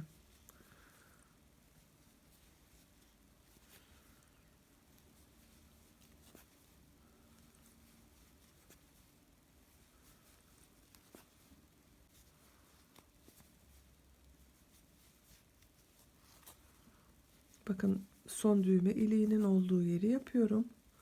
2 çakma trabzan yaptım. Sonda 2 gözeneğe de çakma trabzan yapıyorum. Bakın, bu şekilde bitirmiş olduk arkadaşlar.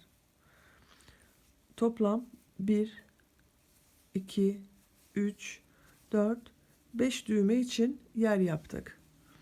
Artık ipimi burada kesebilirim. Diğer ön patı yapacağız.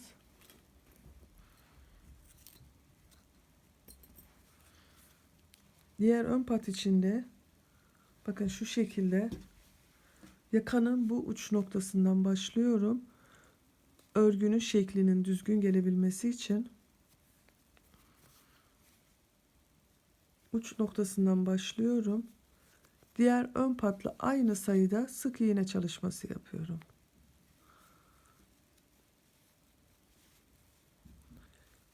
Trabzana yapıyorum.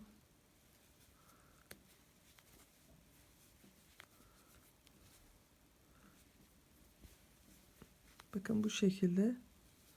Diğer ön patta ne yaptıysak aynısını da burada yapacağız. Burada sadece de düğme iliği yapmayacağız arkadaşlar.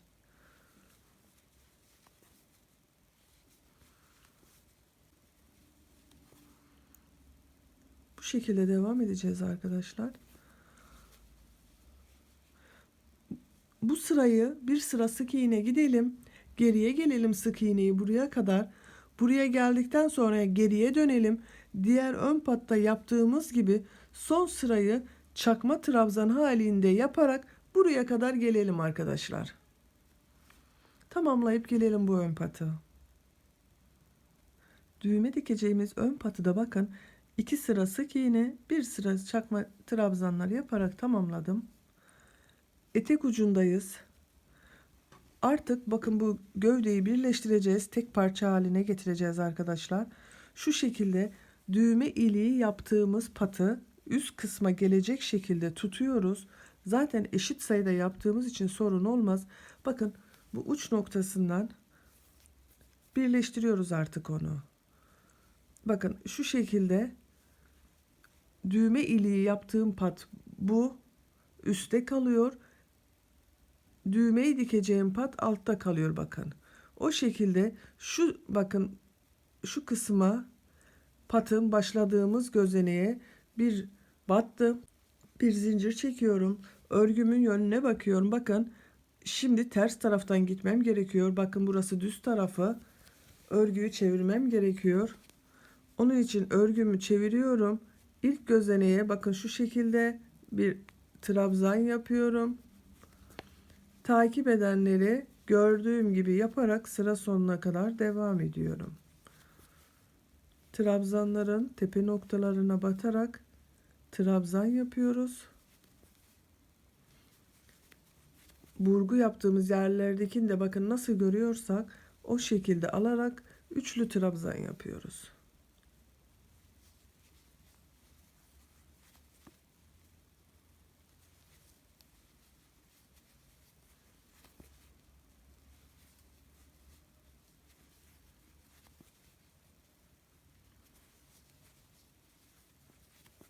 Bu şekilde bu sırayı örgüleri nasıl görüyorsak o şekilde yaparak bu başladığımız yere kadar gelelim. Bu sırayı bitirelim.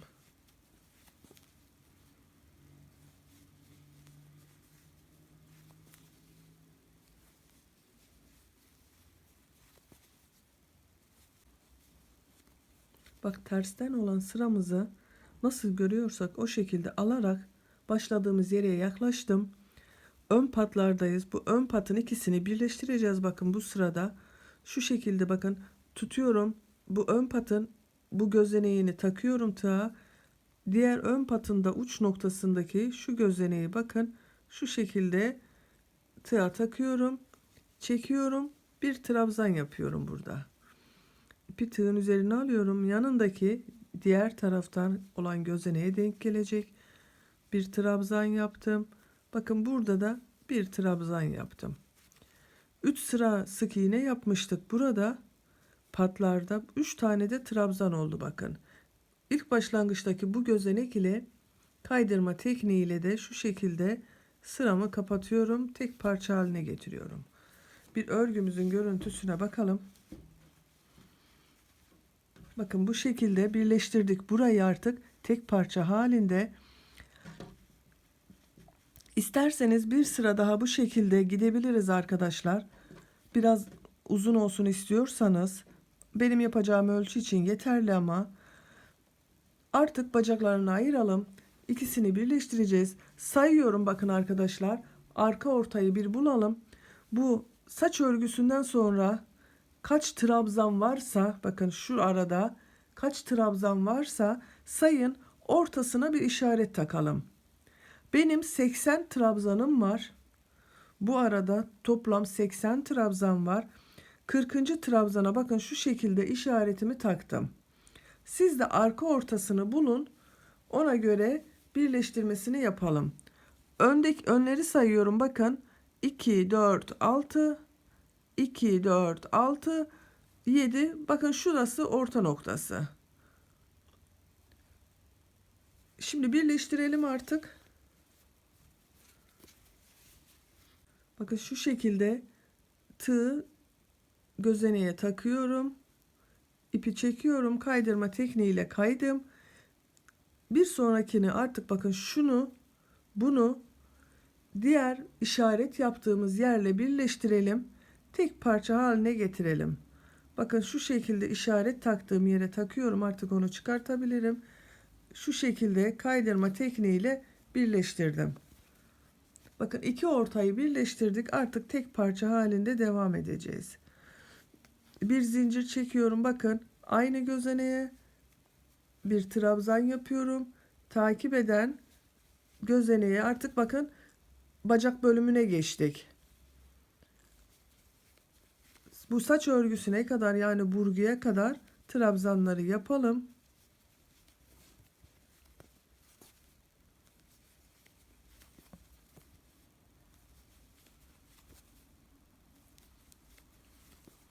Bakın burgu bölümüne geldik. Burguda tersten olanı tersten alıyorum. Son 2 sırada bakın burgu yapacağız. Onun için bu ilk 3 trabzanı üçlü trabzan olarak yapıyorum.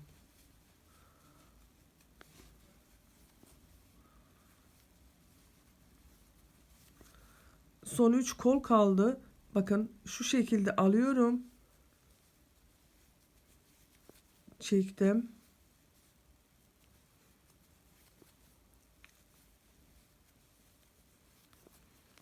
Atlamış olduğum trabzanı da burgunun içerisine alıyorum.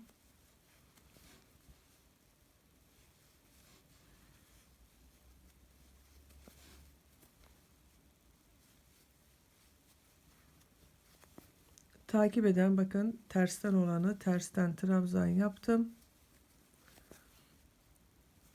Burgularımız tulum bitesiye kadar devam edecek. Bırakmıyoruz. Bacakta da devam edecek arkadaşlar. Gördüğüm trabzanların tepe noktasına batarak trabzan yapıyorum. Bu başladığım noktaya kadar bu şekilde devam edeceğiz. Bakın bacak bölümünü ayırdık artık. Trabzanlarımıza başladığımız yere kadar devam edelim.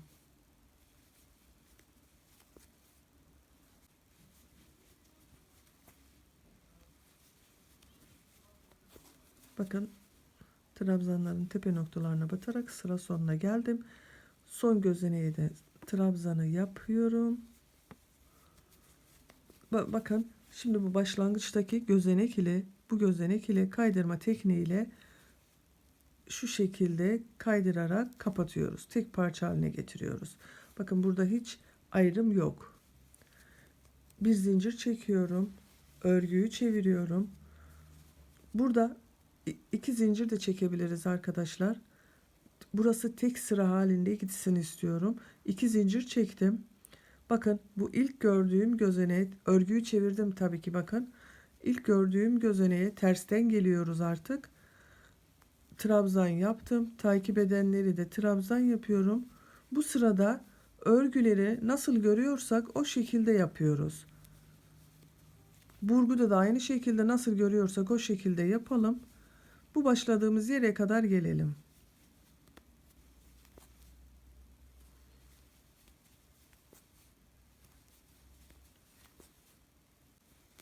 Örgümüzde nasıl görüyorsak o şekilde alarak bakın sıra sonuna geldim.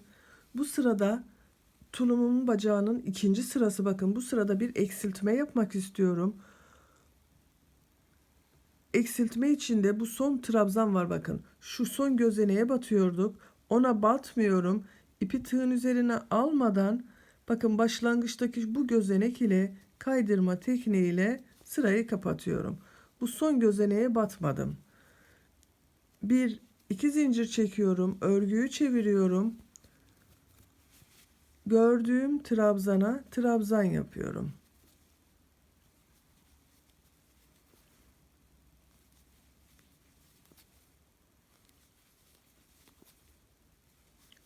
Çok fazla dar olsun istemiyorum. Çok fazla kesme yapmayacağım bacakta. Ama yine de bir iki keselim. Bakın örgüye geldik. Burgu kısmına geldik. Yine burguyu aynı şekilde tersten olanı tersten alıyorum. Burgu yapacağız. Bakın bu ilk grupta burgu yapacağız. Onun için bunu 3 trabzanı atladım. Sondaki 3 trabzanı burgu yapıyorum.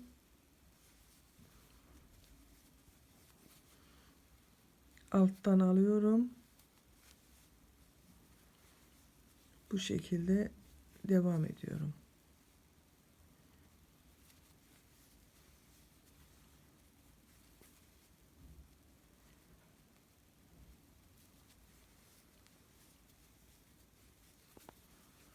Son 3 trabzanı üçlü trabzan halinde devam ediyoruz.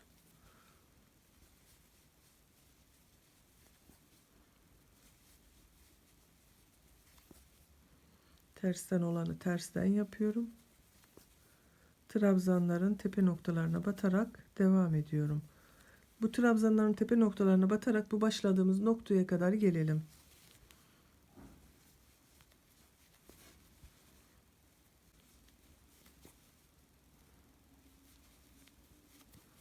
Bakın trabzanların tepe noktalarına batarak sıra sonuna geldim. Bu sırada da bir kesme yapalım. Bakın bu son gözeneğe batmıyorum. Atlıyorum onu. İpi tığın üzerine almadan başlangıç gözeneği ile bakın bu ilk trabzana başladığımız gözenek ile kaydırma tekniğiyle kapatıyorum. Bakın 2 zincir çektiğimiz zaman burada bir trabzan halini alıyor o. 2 zincir çekiyorum, örgüyü çeviriyorum. Bacakta örgüye devam ediyoruz. Gördüğüm bakın bu ilk trabzanın tepe noktasına batarak trabzan yapıyorum. Bu sırada nasıl görüyorsak o şekilde yapıyoruz sıra sonuna kadar.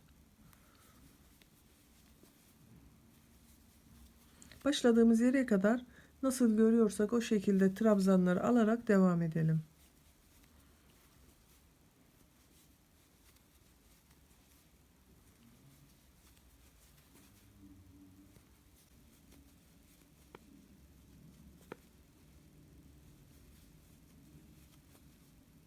Gördüğüm gibi alarak sıra sonuna geldim. Bakın yine son gözeneği almıyorum, batmıyorum ona. Kaydırma tekniğiyle başlangıç gözeneğine battım, çektim. 2 zincir çektim. Bir kesme daha yapmış olduk burada. Eksilttik arkadaşlar. İpi tığın üzerine alıyorum. Modelime devam ediyorum.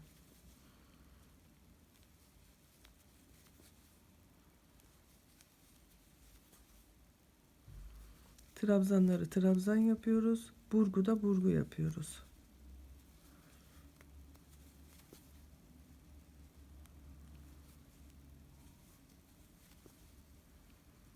Bu şekilde burguda burgu yaparak trabzanlara trabzan başladığımız yere kadar devam edelim.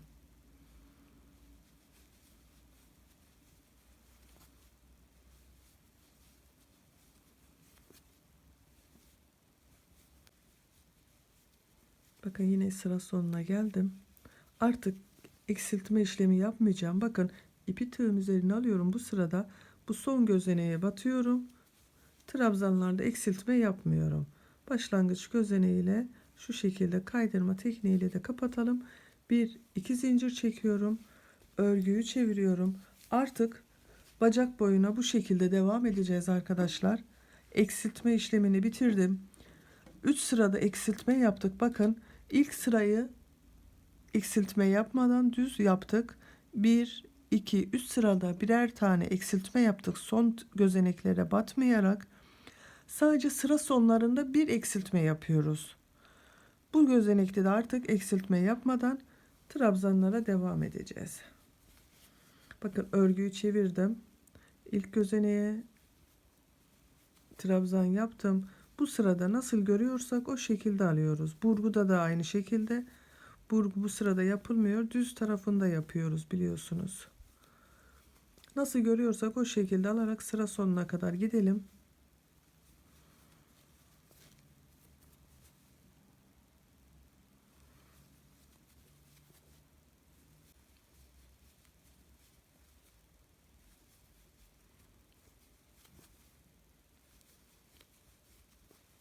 Bakın son gözeneğe de batıyorum. Kaydırma tekniğiyle başlangıçtaki gözenekle sırayı kapatıyorum. 2 zincir çekiyorum üst sıraya çıkmak için. Bir görüntüsüne bakalım. Artık bacak boyunu bu şekilde devam ettireceğiz. Biraz geniş gibi durabilir arkadaşlar. Ben çok dar olsun istemiyorum. Bunun altından bebeğe giyim eşyası giydireceğizdir mutlaka. Onun için bu çok dar olsun istemiyorum. Bu mesafede bacağı istediğimiz ölçüye kadar örelim. 13-14 santimlik bir ölçü yeterli olacaktır. Bu bacağın örgüsünü burada bırakalım. Diğer bacağa da başlayalım. 2 bacak boyunu birlikte götürelim. Bakın diğer ipimi alıyorum. Üçüncü ipim bu. Bu başlamış olduğumuz bu ilk başlangıçtaki gözeneğe bağlıyorum.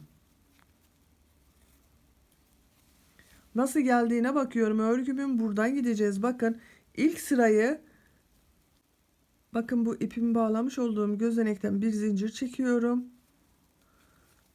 2 zincir çekiyorum. İlk gördüğüm gözeneğe trabzan yapıyorum. Takip eden trabzana da trabzan yapıyorum. Bağlamış olduğum ipin ucunu iç kısımdan götürüyorum. Temiz görüntüsü olsun diye. Trabzanlara devam ediyorum.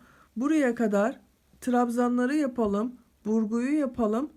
Başladığımız yere kadar gelelim. Bu sırada eksiltme yapmıyoruz.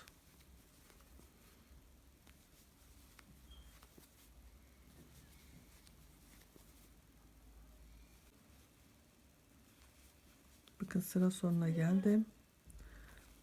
Patların olduğu yerden, gözeneklerden trabzan yaptım. Trabzan yaptım.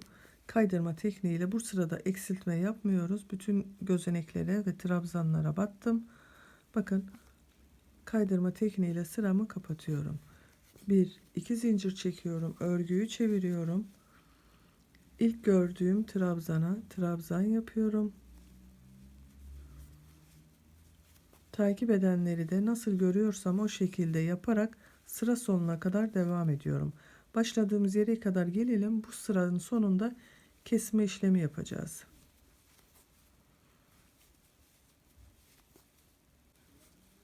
Gördüğüm gibi alarak sıra sonuna geldim. Bakın bu en sondaki gözeneği trabzan yapmıyorum. Kesme işlemi yapacağız. Burada eksiltiyoruz çünkü başlangıçtaki gözenekle kaydırma tekniğiyle sırayı kapatıyorum. 1-2 zincir çekiyorum. Örgüyü çeviriyorum. İlk gördüğüm gözeneğe batıyorum. Bu şekilde arkadaşlar. Şimdi görüntüsüne de bir bakalım.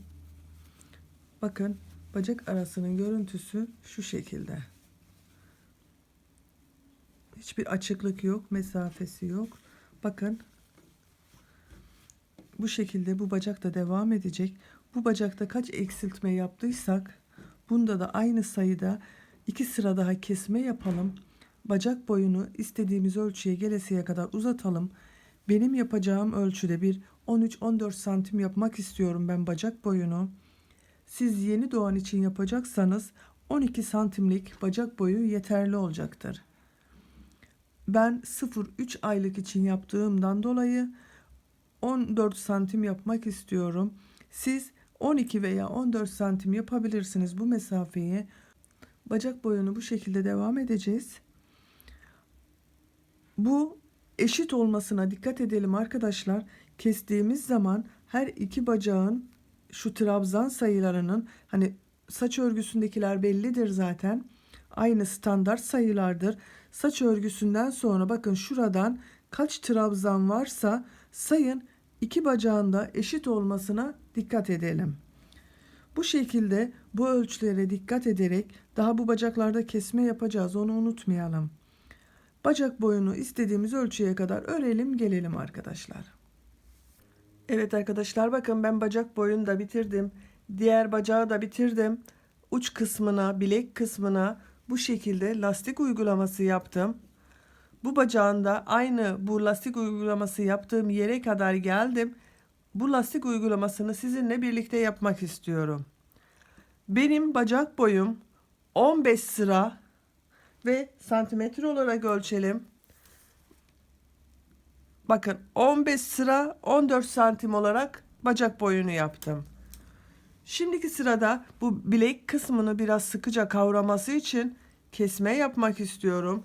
Bu son sırayı giderken kesme işlemi yapacağız. Daha sonra lastik uygulamasına geçeceğiz. 1-2 zincir çekiyorum. Örgümün yönüne bakıyorum. Bakın düz tarafı benden tarafa bakıyor. Şimdi tersten gitmem gerekiyor. Onun için örgüyü çevirdim. İlk trabzanın tepe noktasına bir trabzan yaptım. Takip eden trabzanı bakın şu şekilde bir trabzan yapıyor gibi ilmek çıkardım. Ama ikinciyi çıkarmadım. Tığın üzerinde bekletiyorum. İpi tığın üzerine alıyorum. Yanındaki gözeneğe batıyorum. Şu şekilde bir trabzan kesmesi yapıyorum bakın. İkisini bir alarak tek trabzan haline getiriyoruz. Takip edeni trabzan yapıyorum. 2. Burada tekrar bir kesme yapmak istiyorum. Bakın şu şekilde arkadan da alarak bir kesme işlemi yaptım. Tek gözenek haline getirdim. İpi tığın üstüne aldım. Bakın saç örgüsünün olduğu yerdeyiz. Diğer taraftan belinden kavrayarak yapıyorum. İlk 3 trabzanı bu şekilde yapalım. Burada bu altta kalan 3 trabzan var. Onları yapmıyorum.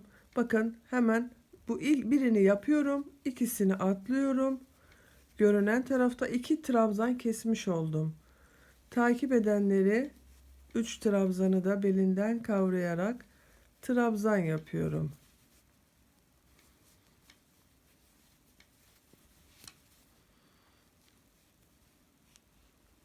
Bu şekilde trabzanları yaptık. Tersten geliyor. Tersten belinden kavradım, yaptım. Bakın şimdi kesme yapmak istiyorum. 1 2 trabzanı çıkardım. İlk üçünü birlikte bakın 3 ilmeği birlikte çektim. İpi tığın üzerine alıyorum. Takip edenleri arada kesmelerin arasındaki trabzanları normal ikili trabzanlar yapıyorum. Bunu siz kendinize göre kesebilirsiniz arkadaşlar. Arada 3 bırakabilirsiniz, 4 bırakabilirsiniz, 5 bırakabilirsiniz. Örgünüze göre nasıl denk geliyorsa.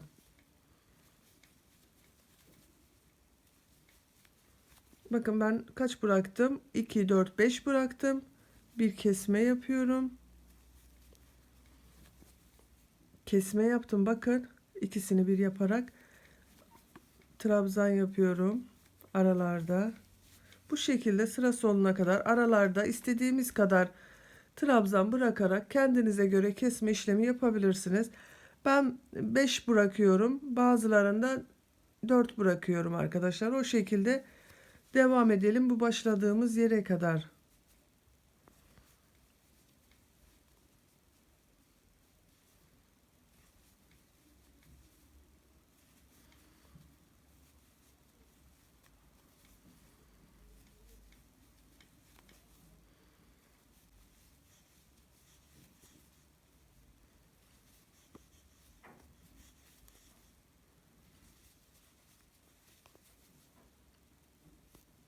Bakın aralarda kesmeler yaparak arada bakın ben 5'er trabzan bıraktım. 5'er trabzan arayla kesmeler yaparak sıra sonuna geldim. Bu başlangıçtaki bakın şu göz enek ile kaydırma tekniğiyle sıramı kapattım. 1 2 zincir çekiyorum. Örgüyü çeviriyorum. Artık lastik uygulamasına geçeceğiz arkadaşlar. Lastik uygulamasına geçmek için bakın şu şekilde ipi tığın üzerine alıyorum. İlk gördüğüm trabzanı benden taraftan görünüyor. Belinden kavrayarak trabzan yapıyorum. Yanındakini belinden kavrayıp ters taraftan bakın. Trabzan yaptım. İpi tığın üzerine aldım. Benden taraftan bakın belinden kavrayarak trabzan yapıyorum. İpi tığın üzerine alıyorum. Diğer taraftan bakın ters taraftan belinden kavrayarak trabzan yapıyorum.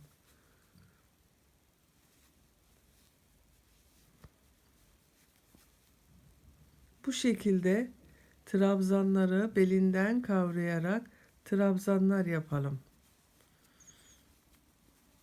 Bir içten bir dıştan alarak bu şekilde devam ediyoruz.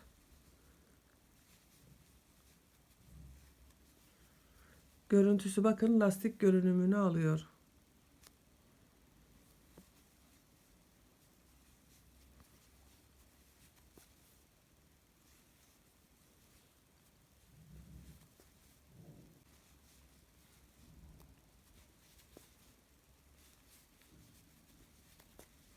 Bakın bir önden bir arkadan trabzanları belinden kavrayarak trabzan yaparak bakın saç örgüsünün olduğu burgunun olduğu yere geldim. Bakın bu benden taraftan alıyorum. Saç örgüsüne de aynı şekilde nasıl hani denk geliyorsa o şekilde bakın ters taraftan aldım belinden kavrayıp benden taraftan aldım belinden kavrayarak ters taraftan belinden kavrayarak trabzan yaptım. Benden taraftan belinden kavrayarak trabzan yaptım. Burada da aynı şekilde lastik uygulamasına devam ediyoruz.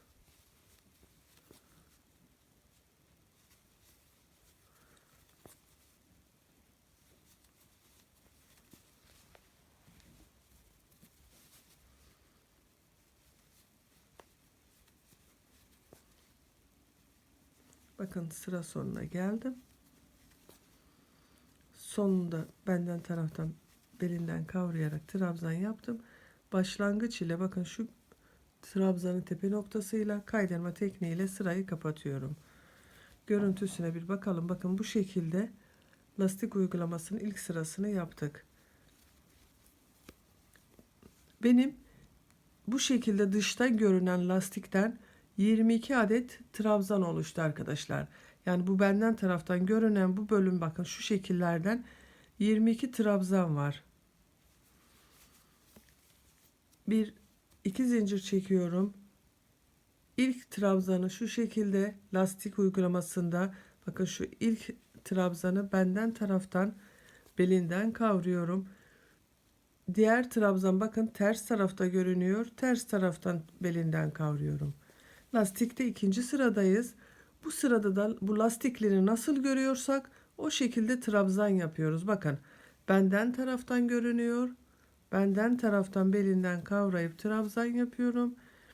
Diğer taraftan görünüyor. Diğer taraftan belinden kavrayarak trabzan yapıyorum.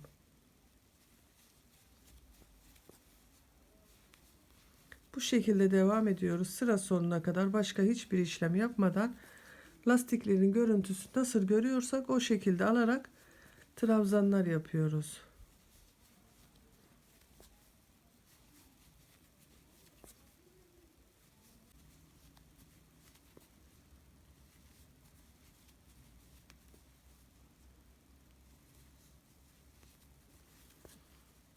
Bakın lastikleri nasıl görüyorsam o şekilde alarak sıra sonuna geldim.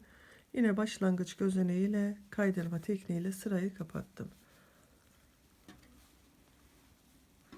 Artık lastik uygulamasına bu şekilde devam edeceğiz arkadaşlar. Bakın sayıyorum.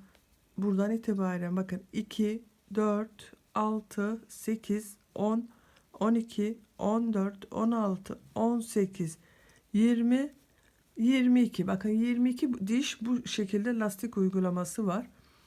Ben diğer bacağın uç kısmını 5 sıra yaptım bu lastik uygulamasıyla. Bakın 1, 2, 3, 4, 5. Buna da aynı şekilde 5 sıra lastik uygulaması yapacağım. Bakın bunda daha 1, 2 sıra yaptım.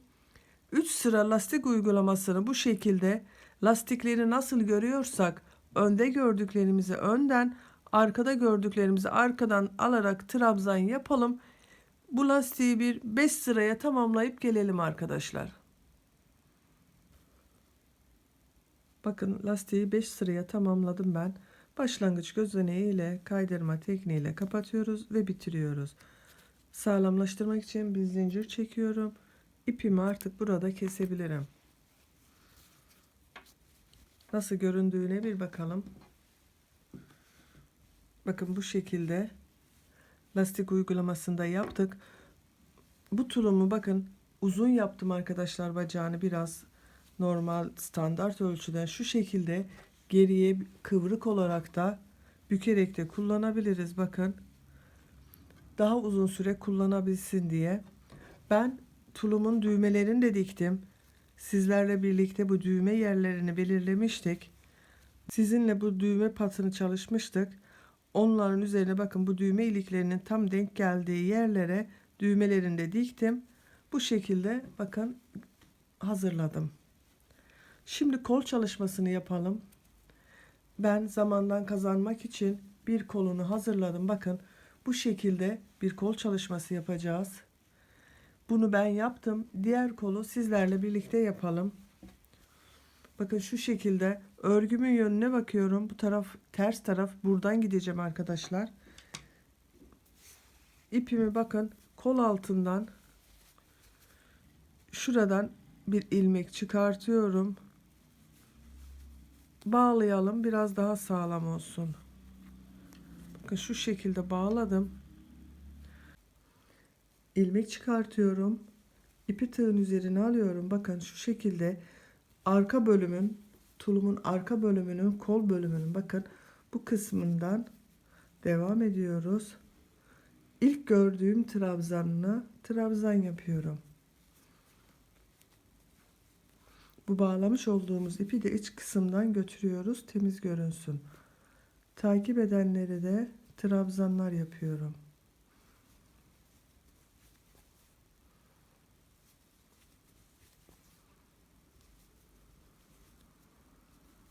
Kol bölümündeki bütün trabzanların tepe noktalarına batarak bu sıra sonuna kadar gelelim. Orada birleştirme işlemini yapacağız.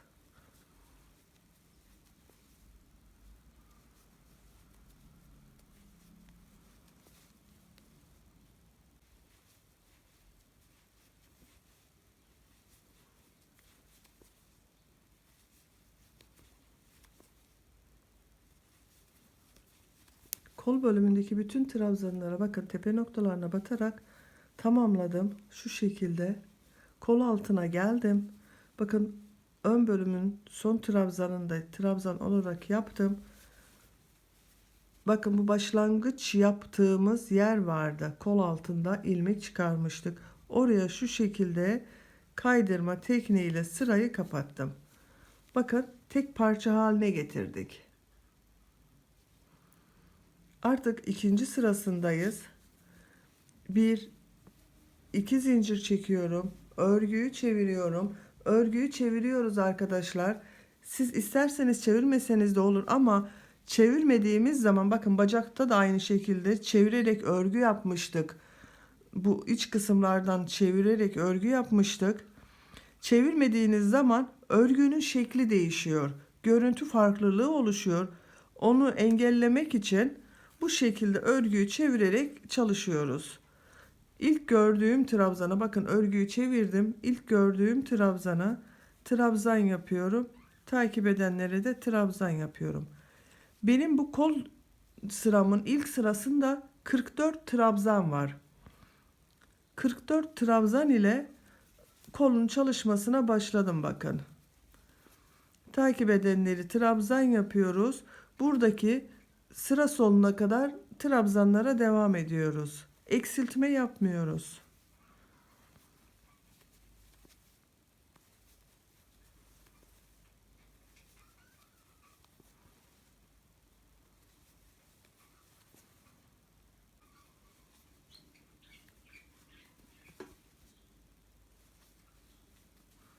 Bakın trabzanların tepe noktalarına batarak geldim. Bakın son gözeneğe de trabzan yapıyorum. Başlangıç ile kaydırma tekniğiyle sıramızı kapatacağız. Bakın kapadım. İkinci sıramızı yaptık. 1 2 zincir çekiyorum. Örgüyü çeviriyorum. Tekrar trabzanlara devam ediyoruz. Sıra sonuna kadar devam edelim. Sıra sonunda bu son gözeneğe batmayarak bir adet kesme yapacağız. Sıra sonuna kadar bütün trabzanlara devam edelim.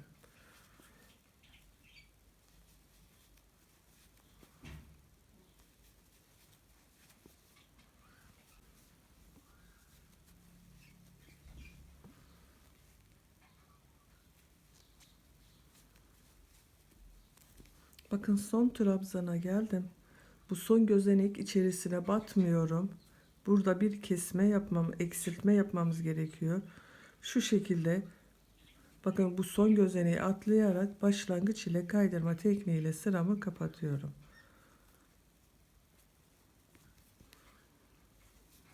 Tekrar yapıyorum bakın. Bu gözeneğe batmıyorum. Başlangıç ile kaydırma tekniğiyle kapatıyorum. Bir tane kesmiş olduk. 1 2 zincir çekiyorum. Örgüyü çeviriyorum. İlk gördüğüm trabzana yapıyorum. Sıra sonuna kadar devam ediyoruz. Sıra sonunda tekrar bir kesme işlemi yapacağız.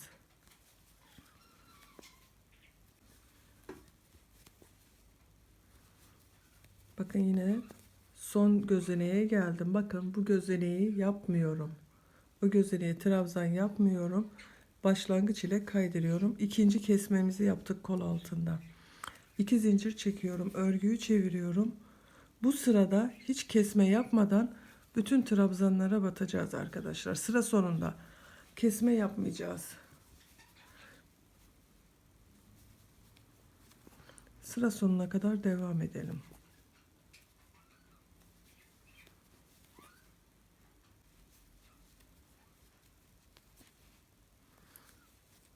Bakın sıra sonuna geldim. Sondaki gözeneği bundan önceki 2 sırada atlamıştık, yapmamıştık. Buna trabzan yapıyorum. Bu sırayı tam olarak tamamlıyorum. Kesme, eksiltme yapmadan. Kaydırma tekniğiyle de bakın şu şekilde sırayı kapattım. Tam olarak yaptık bu sırayı. 1 2 zincir çekiyorum. Eksiltmeleri sıra sonlarında yapıyoruz arkadaşlar. Sıra başlarında eksiltme yapmıyoruz. Bu trabzan ile olan örgülerde. Çevirdiğimiz için de bir önden bir arkadan denk geliyor kesmeler. Bakın şu şekilde bütün trabzanlara trabzan yaparak devam edelim. Kolumuzu bu şekilde devam edeceğiz. Kolun örgüsüne. Bakın bu şekilde kol örgüsü devam edecek. 2 sıra veya bir sıra daha keselim arkadaşlar. Ondan sonra kalan ilmeği yani trabzan sayılarını kol boyu bitesiye kadar devam edelim. Benim yapmış olduğum bu kolda 14 sıra trabzan var. Kaç santimlik bir kol yaptığımı ölçüyorum. Bakın kol altından itibaren 13 santim kol yaptım. 13 santimden itibaren de bakın şu şekilde 13 santim 13 santimci trabzandan itibaren de lastik uygulamasına geçtim. Lastiği de 2 4 5 sırada lastik yaptım kol ucuna. 4'te yapabilirsiniz bunu. Tercihinize kalmış. Bu şekilde kolu tamamlayalım. Benim kolun bitmiş hali 40 trabzandan oluşuyor. 44 trabzan ile başladım kola. 2 kestim. Bir sıra düz yaptım kesme yapmadan. 2 sıra kestim. Takip edenleri düz trabzanlar olarak kol ucuna kadar devam ettim. 13 sıralık bir örgünün sonunda kolun örgüsünü bitirdim. Lastik uygulaması yaptım kol ucuna da. Siz de aynı şekilde yaparak bunu da hazırlayalım.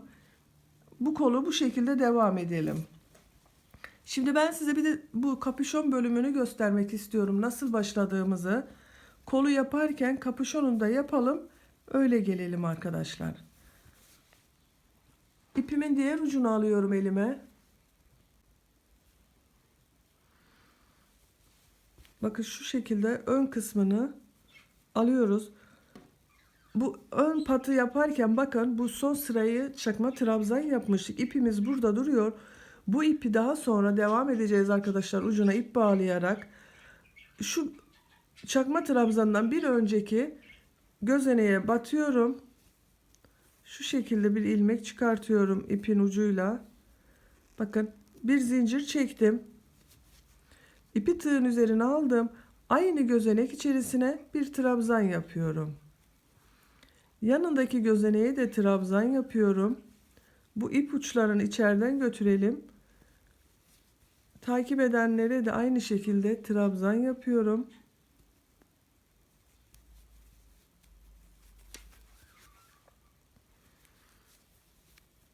Bakın bu şekilde gördüğüm bütün gözeneklere robaya başlarken yapmış olduğumuz zincirlerin üzeri burası.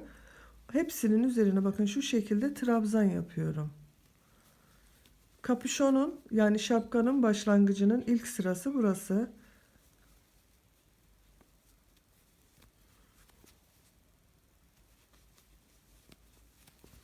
Bakın robaya başlarken ön ile kolu ayıran ayrım noktası burası. Buraya bu ön bölümün son trabzanın üzerine bir trabzan yaptım. İpi tığın üzerine aldım. Aynı gözenek içerisine bir trabzan daha yaptım. Aynı gözeneğe 2 trabzan yaptım. Yanındaki gözeneğe geçiyorum. Bir trabzan yaptım. Aynı gözenek içerisine bir trabzan daha yaptım. İpi tığın üzerine aldım. Bakın bir yandaki gözeneğe geçiyorum. Aynı gözeneğe bir trabzan daha yaptım. Burada 3 fazladan trabzan yapmış olduk. Arttırma bölümlerinde bu şekilde trabzanları arttırma yaparak kapüşonun biraz daha geniş durmasını sağlayacağız. Diğer gözeneklere birer defa batıyorum bakın. Kol bölümündeki zincir başlangıcı burası da, her gözeneğe birer defa batıyorum.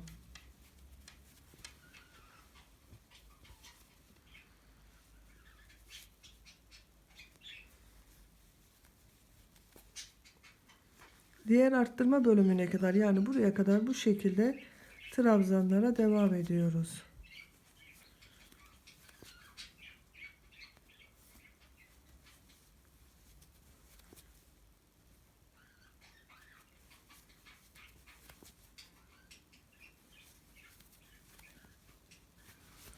Bakın arttırma bölümüne geldim. Kol ile arkayı ayıran ayrım noktası burası. Bu koldaki son trabzana bir trabzan yaptım. Aynı gözenek içerisine bir trabzan daha yaptım. 2 trabzan yaptım. Yanındaki gözeneğe de aynı şekilde 2 trabzan yapıyorum. Diğerine geçiyorum. 1 2 trabzan yapıyorum. Bakın burada da 3 gözeneğe ikişer trabzan yapmış olduk. Takip edenleri bu diğer ortaya, bakın buraya kadar trabzanlar yapıyorum.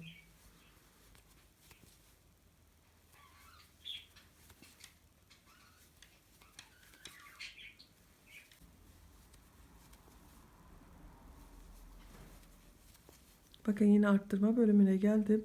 Bu arka bölümün son trabzanı. Bakın şu şekilde arka bölümdekileri tek trabzanlar yaptım. Buraya 2 trabzan yapıyorum. Aynı gözenek içerisine 2 trabzan yapıyorum. Yanındakine de aynı şekilde 1 2 trabzan yaptım. Buna da aynı şekilde 1 2 trabzan yaptım. Bakın şu şekilde 3 gözeneğe ikişer trabzan yaptık. Takip edenleri birer tane trabzan yapıyorum. Bakın tek trabzan yapıyorum bunlara.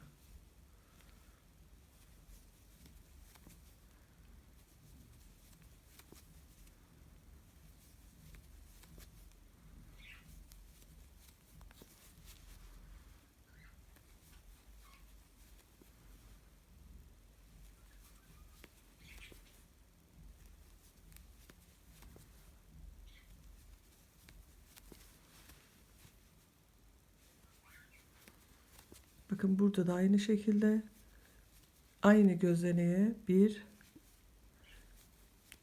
2 trabzan yaptım. Yanındaki gözeneğe geçiyorum.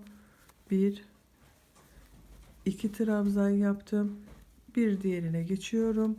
1 2 trabzan yaptım. Bakın ikişer tane trabzan yaptım 3 gözeneğe. Takip edenleri birer trabzan yapıyorum.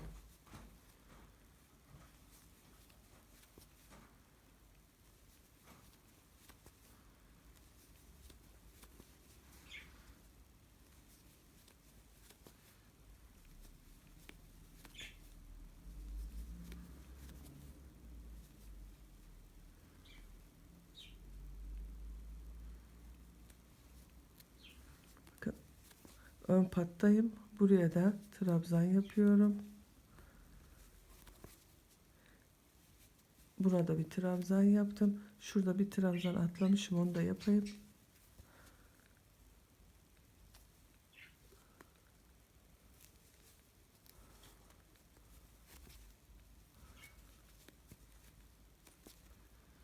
Bakın son trabzanı yaptım.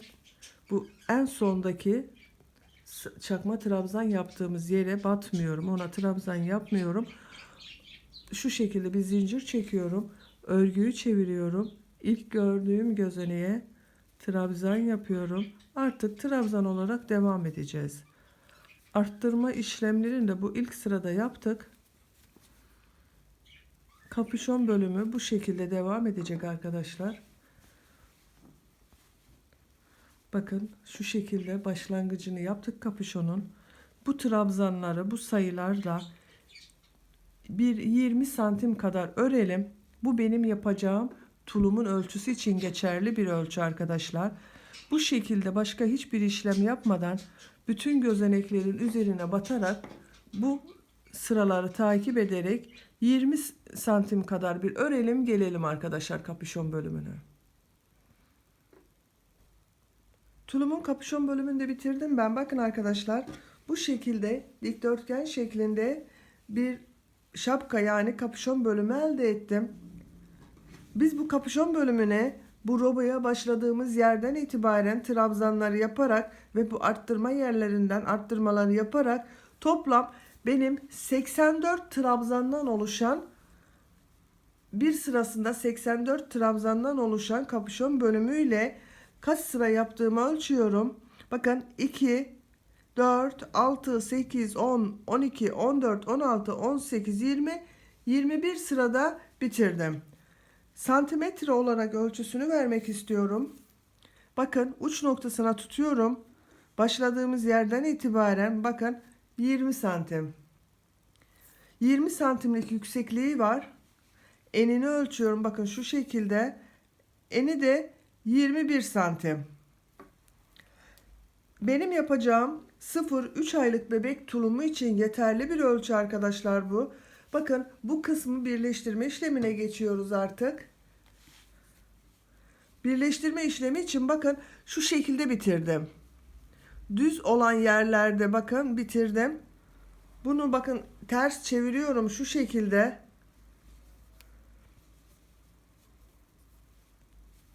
Hemen başlayacağız.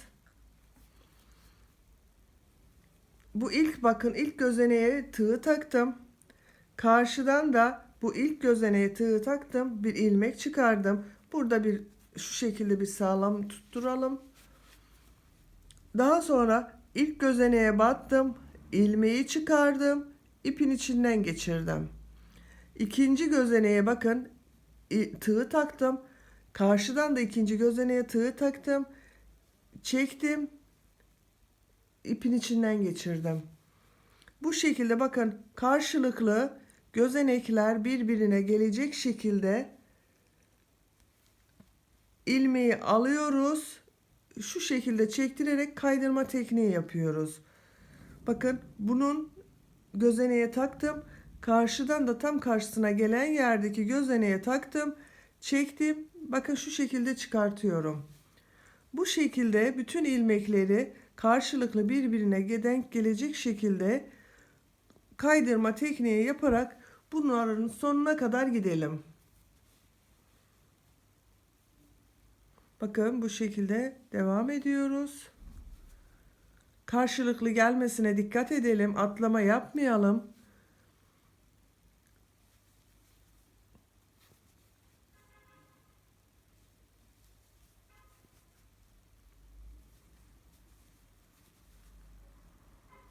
Bakın son şeyleri yapıyorum.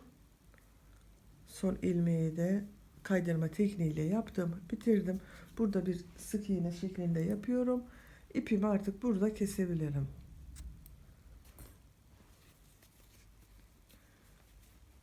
Görüntüsüne bir bakalım. Bakın arkadaşlar bu şekilde kaydırma tekniğiyle birleştirdiğimiz zaman bakın üst kısımda tepe noktasında bir trabzan şekli elde ettik. Burası bizim bakın birleştirdiğimiz yer. Bir trabzan şekli elde ettik. Bu trabzan şekli de örgümüze uyum sağladı. Bir tuhaflık olmadı. Hemen bir görüntüsüne bakalım. Bakın. Bu şekilde geriye bükük kullanabiliriz.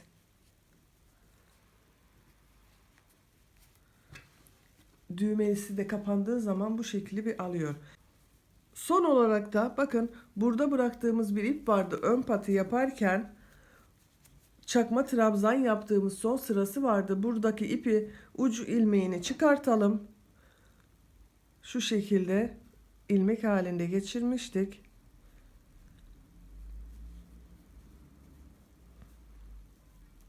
Bir bütünlük sağlasın diye bu ilmekten devam ediyorum arkadaşlar.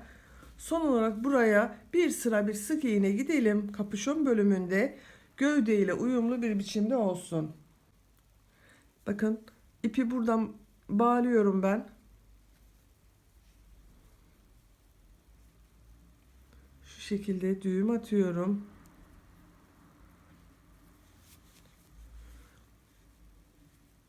Bakın burada son çakma trabzan yapmışım. Kapüşon bölümüne geçiyorum. Kapüşon bölümündeki bu ilk gözeneğe battım. Bir sık iğne şeklinde bakın şu şekilde bir işlem yaptım. Yanındaki gözeneğe de sık iğne yaptım. Takip edenlerde sık iğne şeklinde devam edeceğiz. İpi bağladığımız yer var, bu ip var. Onu da bu sık iğnenin içinden götürelim. Görüntüsü temiz olsun. Bakın bu şekilde ön pat çalışması yaptığımız gibi bu trabzanların gözeneklere birer defa, trabzanlara da birer defa batarak sık iğne şeklinde devam ediyoruz. Bakın önle de uyumlu oluyor. Aynı sırada gidiyor. Bu şekilde buraya kadar devam edelim arkadaşlar.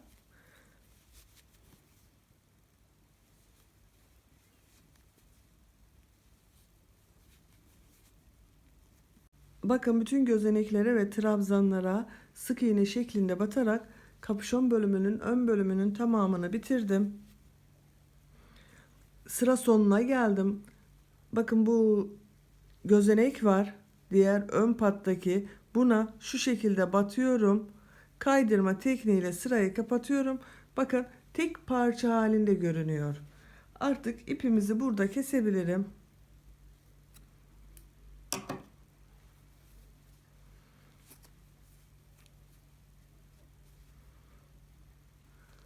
Bakın ilmeğin içinden diğer ilmeği geçirdim.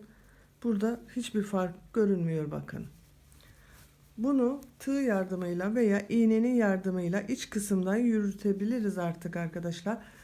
Böylece tulumumuzun örgüsünü de bitirmiş olduk. Bakın kol ucunda bu şekilde lastik uygulamasını yaptık. Aynı bacak uygulamasında yaptığımız lastik uygulamasını kol ucunda da yaptık. Böylece bitirdik. Bakın bir tulumumuzu görelim.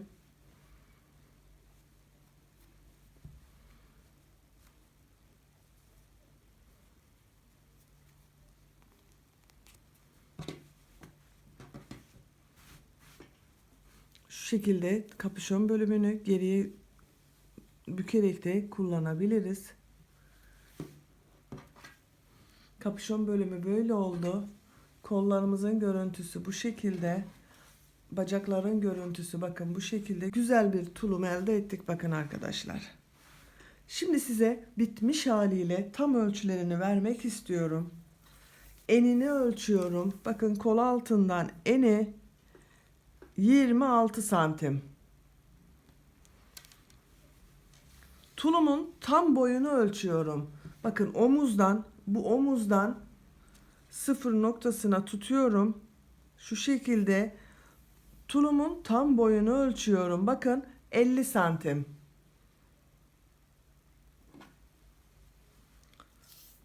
Bacak boyunu ölçüyoruz bitmiş haliyle. Bakın lastikli örgüsüyle birlikte bitmiş hali şu anda 17 santim.